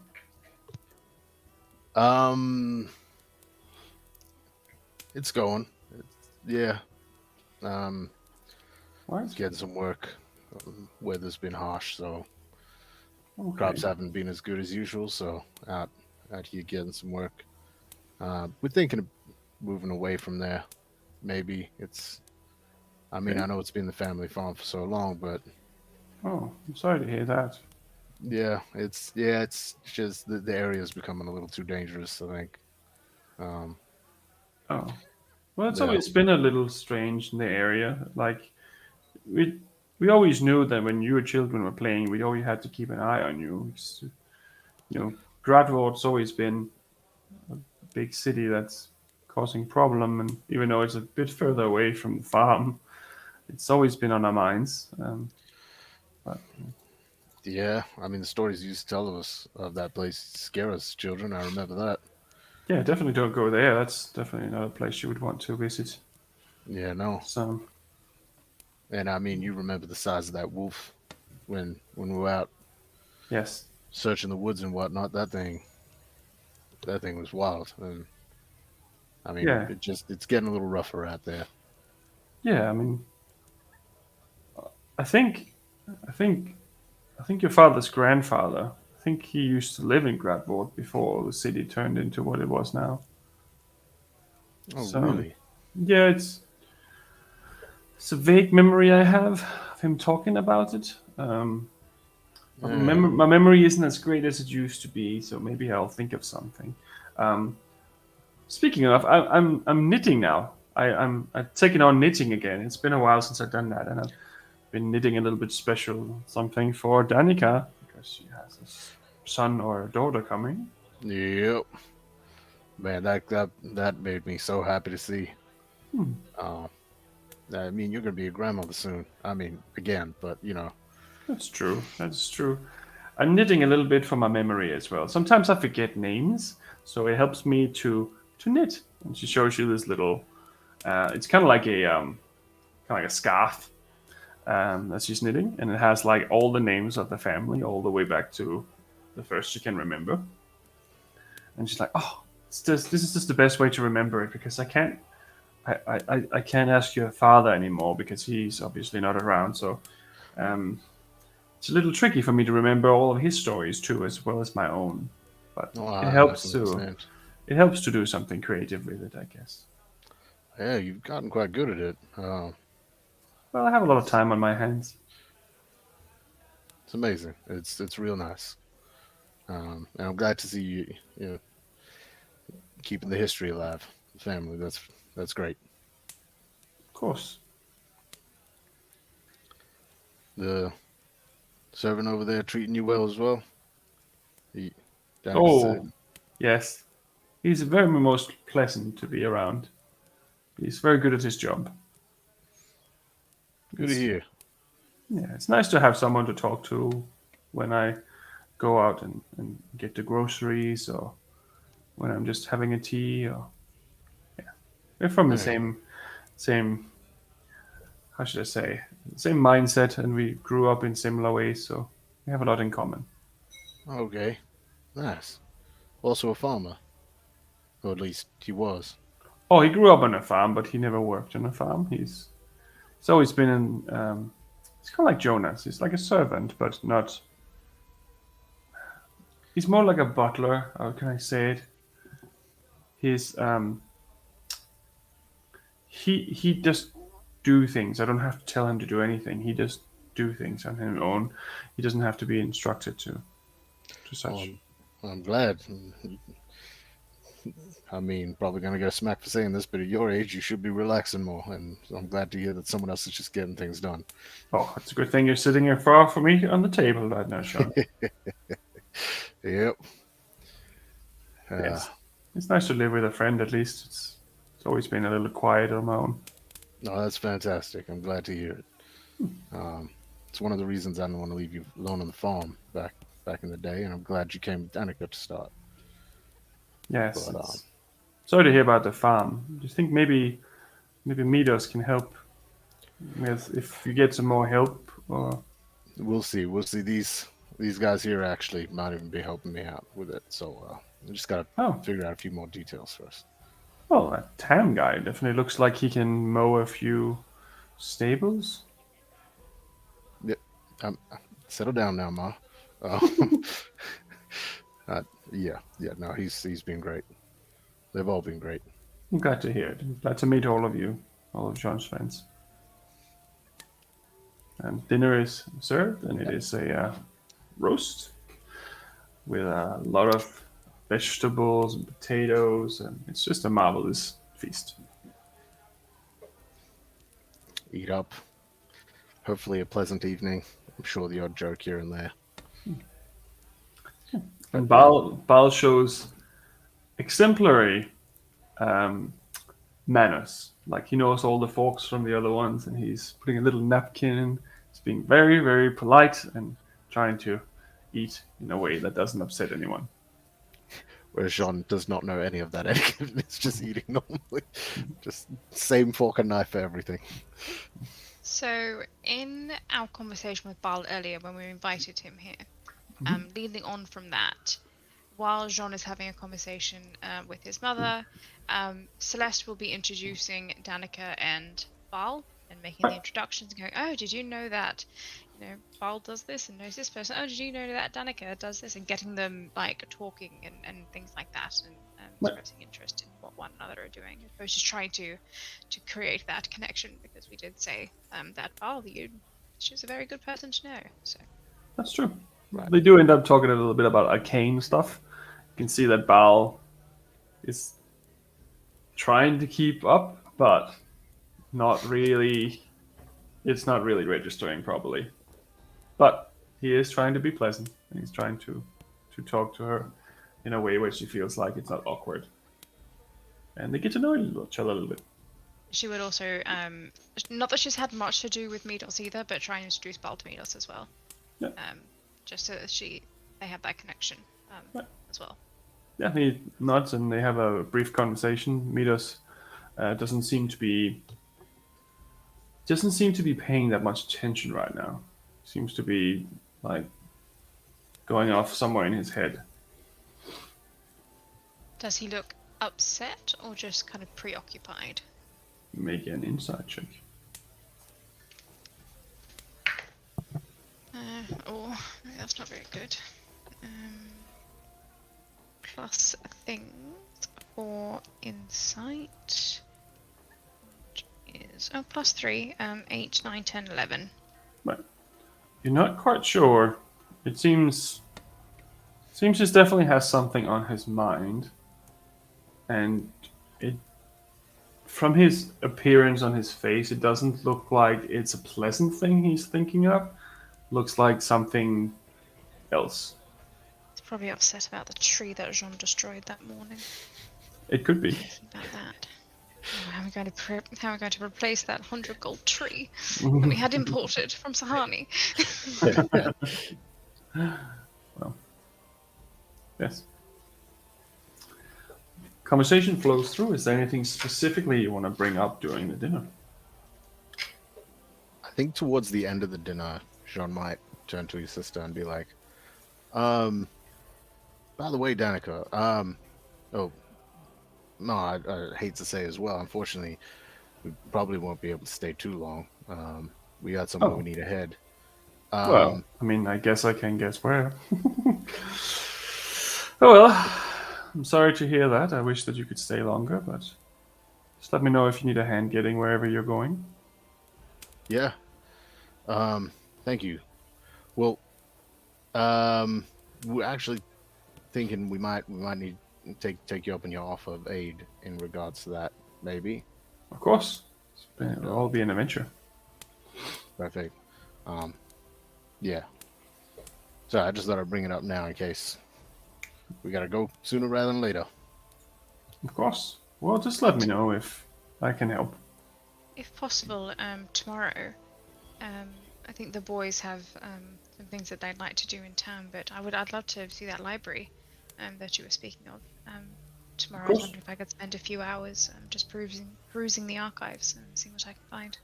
Are you talking about the Stoneward Academy? Or are you talking about the library in town? The academy. Right. Yeah, I can show you around. I have to have you with me at all times, Joe, just so you're aware of it. Just because some people steal books. I'm not saying you will, but I'm saying that the security system is set up to us to have to do that. Absolutely. I'm sure that you'd be of assistance, if nothing else. I think it would only aid me to have you there, so. Right. Well, I'll be happy to. Anything I can do to help you. As long as it doesn't put you out too much. Oh, that shouldn't be a problem at all. I'm after all, the 7th level. 7th circle. I'll just tell them what to do. That's all. That's a joke. I'm not really that high up, but that's a joke. Sure. Is there anything else in particular that anyone wants to do during dinner? Nothing else. I think in saying that, John was also sort of saying it in front of Bathleball to sort of let him know, like, hey, we may need to head out soon as well, type thing. But yeah. He seems to nod as you talk. Yeah. He just smiles. See his little golden tooth stick out. Yeah. Doesn't seem like he has any additional jobs for you currently. Yeah. So it's not necessarily any problem for him. Yeah. It's more so just so he's aware type thing. Of course. Yeah. That's Sweet. perfect. Right? Other than that, I ain't got nothing else. There's nothing else that I need to do at dinner, but there is something I'd like to do before I go to bed. But no rush to get to that point. Right, yeah. Nothing out of the ordinary happens. Dinner eventually ends, and your mom is escorted back to her house again after saying goodbye for 25 minutes. And Baal also excuses himself eventually and goes off to where he is. And dinner concludes, and you all go to bed for the night. And then, what did you want to do, Celeste? So kind of, she'd sit in the bath and brush her hair and get changed into night clothes and things like that. And then as she's laying there on her bed in the darkness, she kind of look up the ceiling. Just go, Alexander?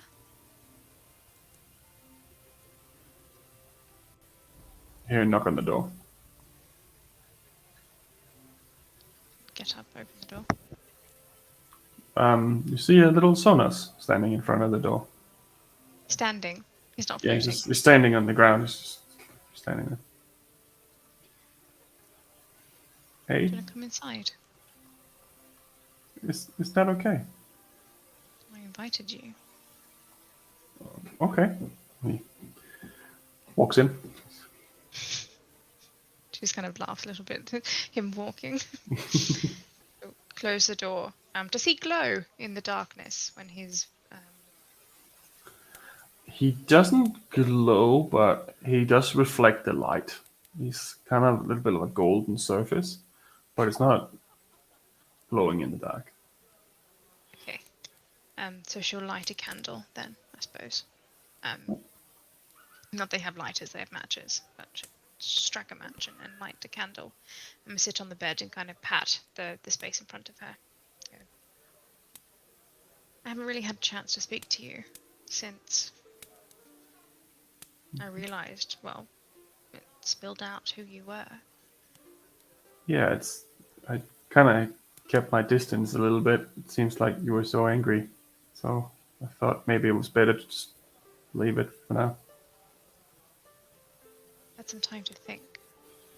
And while, yes, I am angry, or I was angry, I'm not sure how to describe the feelings.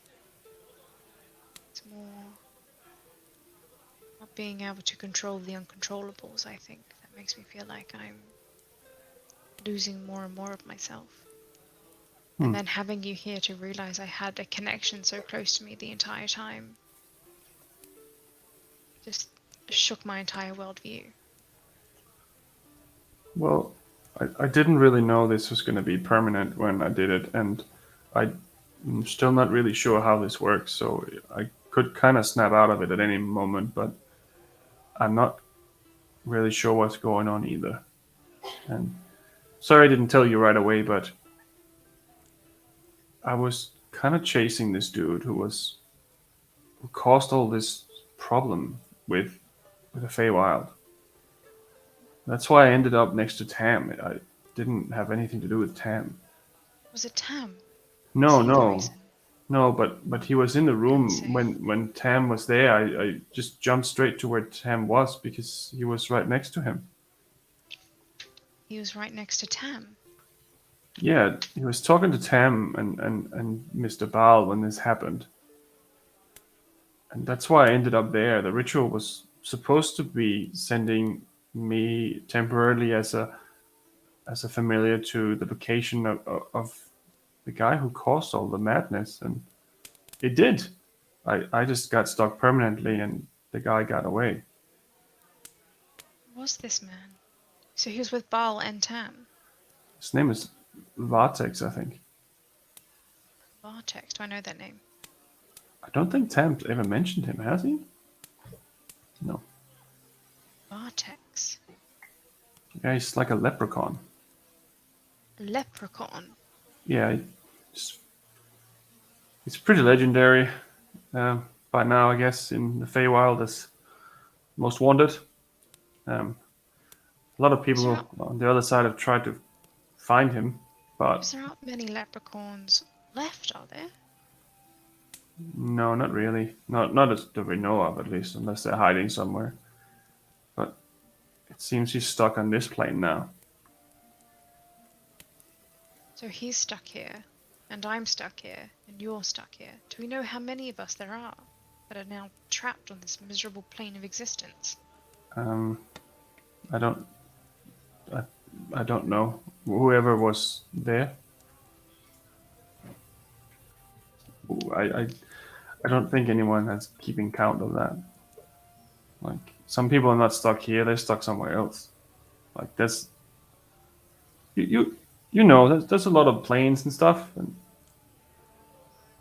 people could be anywhere. If anyone went to the Shadowfell, they would be stuck there too. Or the fire plane? Any place. The astral sea, there could be people trapped out there. Could be millions of people everywhere. We just don't know. But So, apparently, what was your purpose to find Vartex and do what? I didn't really think it through. So the first part of the plan was to find him. And once I know who he was, then that would make it easier for people back home to potentially do something. But this wasn't supposed to be permanent, and it is now. So I'm not sure it's going to do any difference. So, hang on. You say that you're my brother. Yes. But you can't. How old are you? Well, I think I said around 80. It's like a younger brother. 80. Whatever is relevant and equivalent to being like 16, maybe. So he's a young one. So I've been gone for 80 years. So it's more like 40. So he's 40. Yeah, more like 40. So I think that's around like 15, 16. I have to look into my biology of elves, but yes. Surely they wouldn't send you here. Oh, no one sent me. Then what were you doing? Your dad and your mom, my dad, our mom, our dad misses you very much, and they're very worried about you, of course. They've been very worried for a long time because things have changed on the other side too. It's not as easy as you remember it. Our father wanted to try to do this ritual to find Vartex, so he could finally have his daughter back. But it was dangerous, and that's why I did it, because then at least he had a chance of getting his daughter back and not dying himself in the process. But why would you risk your life to save someone that you don't know? Well, because I always heard that you were like the person who was breaking all the rules and doing everything the different way, and I just kind of don't like the rules. And everyone else seems to be a stickler for them. So I thought maybe I kind of wanted to be you a little bit. So you don't get along well with Cressida then? She's such a bitch. Oh my god, she's such a bitch. That snarky little face she does. Yeah. I once cast a spell and her face was kind of stuck like that for a week. I thought it was funny, but no one else did. She would have cut my hair off in my sleep if I'd tried that. Oh. I'm sure she always resented me because father fell in love with someone else after her mother died. I think she always resented me that. I don't think so. I think she was envious of your freedom. Freedom? Well, you always do whatever you want to do, and I think it's quite easy to do that, Alexander, when all of their attention is put on the golden child. Cressida, always the top of the list, always top of the grade book. She's always getting into all the prestigious classes. It's really easy to just blend into the background when all their attention is on her. Well, as I grew up, I got to know her a little bit more, but when there's that much focus on everything you do, you're not really free to do whatever you want. You have to do all those things, or it seems out of character. I think you're both just opposite of each other, but I think you're both kind of wanting to be the other person, maybe. I mean, you probably don't want to be her, but... You don't want to be her. Can I tell you a secret, Alexander? Yeah? Something that family might not have told you. Oh. Cressida was born with a very rare birth defect. She's stupid? Was born without a spine. Oh, yeah, that's probably very right. I can see that. That explains all the magic. Well, I'm just trying to say, I don't think she's trying to be an idiot because she's an idiot. I think she's just jealous. Well, it's no excuse for being a bitch, but I do miss her. Even if it's just the rivalry. Well, I mean, family is family, I guess. I mean, we never met before, and I still ended up where the fuck I am. Looking like a golden dragon of some sort. Such a strange coincidence that of all people you would find yourself attached to, it was Tam Cawthon, who I'm assuming only, weeks later, then ran into me. It was actually only a few days before. I think it was the day after, to be honest. I was very surprised too, and I wasn't really sure who you were, so I didn't tell Tam either because I wasn't really sure yet. I've only seen drawings of you. I've never really seen you, so. I've never seen you, Alexander. Well, it's going to be a little tricky right now too. How about you describe yourself to me? And she will pull out like a drawing pad and some pencils, and honestly sit with him for like 3 or 4 hours into the early hours of the morning and just like sketch him. He'd be like, no, my eyes are a little bit higher, and she'll just like sit with him and just like sketch him out. Right. So what you eventually end up with is a young elven man with short brown hair and blue eyes, and he has a bit of a smirk on his face almost at any given time. So you have tried to draw that in too, but it's a very beautiful young man. He looks a little bit like a younger version of your father, but his own in a way. You're very handsome. Thanks. I hope to see you in person one day. And I do apologize for us getting off on the wrong foot. That's okay, I understand. You can forgive me.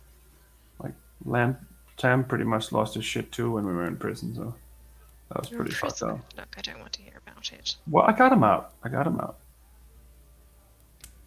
Good. Right. We'll find a way to free you of this form that you're in. Yeah, I just kind of want my face back by now. We'll find this Vartex. And I've got someone in Riddlerun who can help me. Right. They said that, but I need to pay them 5,000 gold. Not pay them 5,000 gold. I need to get them 5,000 gold so they can pay off their debt. And then, once that's done, hopefully they should be able to get us some more information and be able to follow up on this Vartex for us. They did send me a message a few weeks ago, but I haven't been able to get back to them yet. Okay, well, it seems like whatever everyone's doing right now is pretty important, but I mean, if you want to, I can come with you when you talk to this guy, if it helps. I think that you should stay with Tam.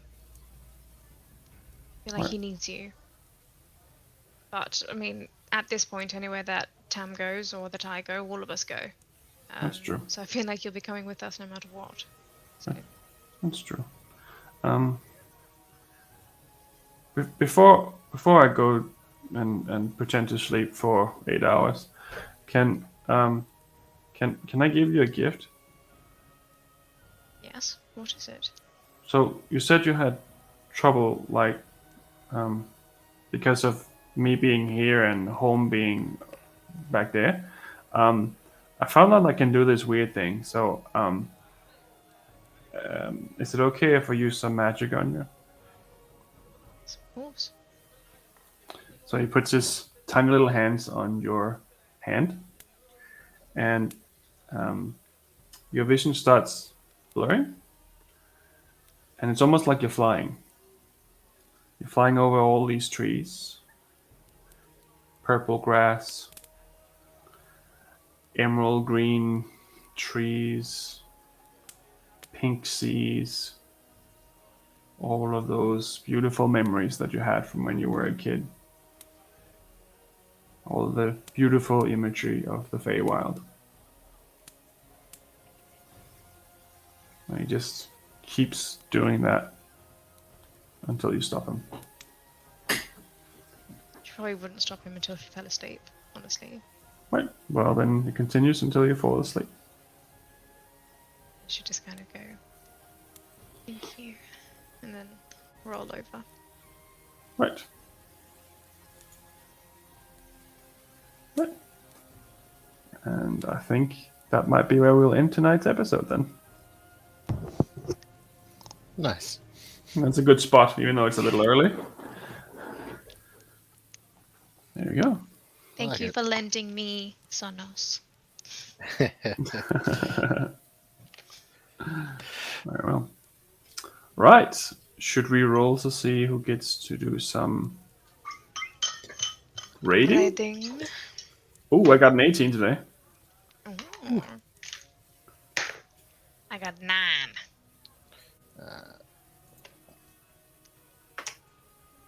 3. So I guess it's me for once. Woo! No, Adam's coming in. I got a 19. Jesus Christ. Every fucking time. Every time. Alright. Let's find some options. Got it. Searching now. Might be a good time, Tom, to mention our Yes. stuff.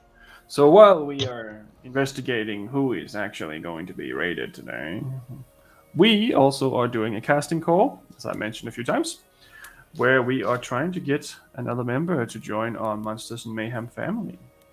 And if you're interested, of course you are, then you should head over to our Discord, which is somewhere in the chat below, in either left or right, and jump in there and fill out the roles and jump into the casting call section and see what it's all about and see what you need to do.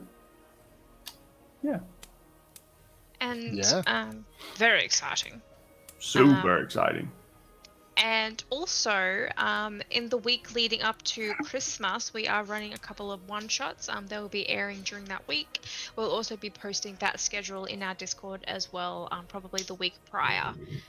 So if you want to come hang out with us during that week, sip some cozy, I don't know, do we have eggnog in Australia? Not really. Hot cocoa, it's too hot for that. Have some water and iced tea.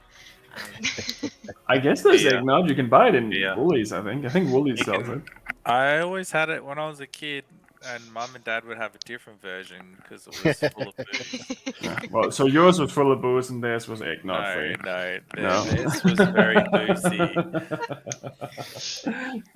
Sip some nice Chardonnay and a 4X. And come hang out with us in that week if you want to. They'll also be up on our YouTube channel as well, probably a couple of weeks after. But it'll be fun. They're all like Christmas themed, and some of them are scary, and some of them are just fun, and some of them are all things in between. So, it's super fun. For sure. Right, Mr. Sherrock. Okay. So, don't have many options. We got 3 options, best I can tell. Oh, it's because we are ending a little early, I think. Possibly, yeah. Yeah. So we have 3 fun-looking ones. So we got Rising from the Last War, which is the title of a campaign that these guys are playing. Looks pretty cool. There's another one which is called Arcane Arcade Final Charity Stream, and it looks like they're doing like a battle royale of sorts, and it's by a art streamer, it looks like. So they've got their own little custom cartoon tokens, which look kind of cool. Okay. And then lastly, there's someone by the name of GM Workshop who, from what I can tell, looks like they're running a D&D game for chat, which works as like a choose your own adventure thing. So chat sort of votes on what happens next and that sort of thing. At least that's what it looks like from here. So we've got 3 interesting different things. What do you think? I want to go for the second one. Second one? Sweet. So Rising from the Last War? I think it was Arcane. Yeah, Arcane Arcade with the Battle Royale thing. Yeah. Cool. And thank you everyone who's subbing, absolutely. I forgot to say that. Thank you everyone for the subscriptions. I am so excited. I didn't even remember that. all the follows and the subs. Very kind of you all. Thank you. I love you guys.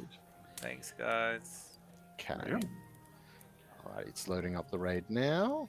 Take us to the other side, Mr. Sherlock. No, it's not. Did I do it the wrong? I did the wrong input. Never mind. You deleted our channel. Way to go, Sherlock. Do Do you even raid? you even stream? Oh, I guess I can turn off this music now. I'm listening it on repeat now. There we go. Okay. It is loading up now. Let's go, Monsters let's in go, waiting. let's go. Rightio. Alrighty. Loaded up and ready to go. Thank you all for tuning in. We love you guys so much. We'll see you next Yeah. week and join our See you. Discord. See you or next Monster Monday. In the meantime. Peace out, homies. 3, 2, 1. Raid. Ooh. Ooh. And I think we're through. Yes. Just needed to load here before I delete. Hello, hello, hello. Sorry, you came in like a really weird like time for me to be like, oh hey. No, yeah, I was away on board. I just wanted to see your face.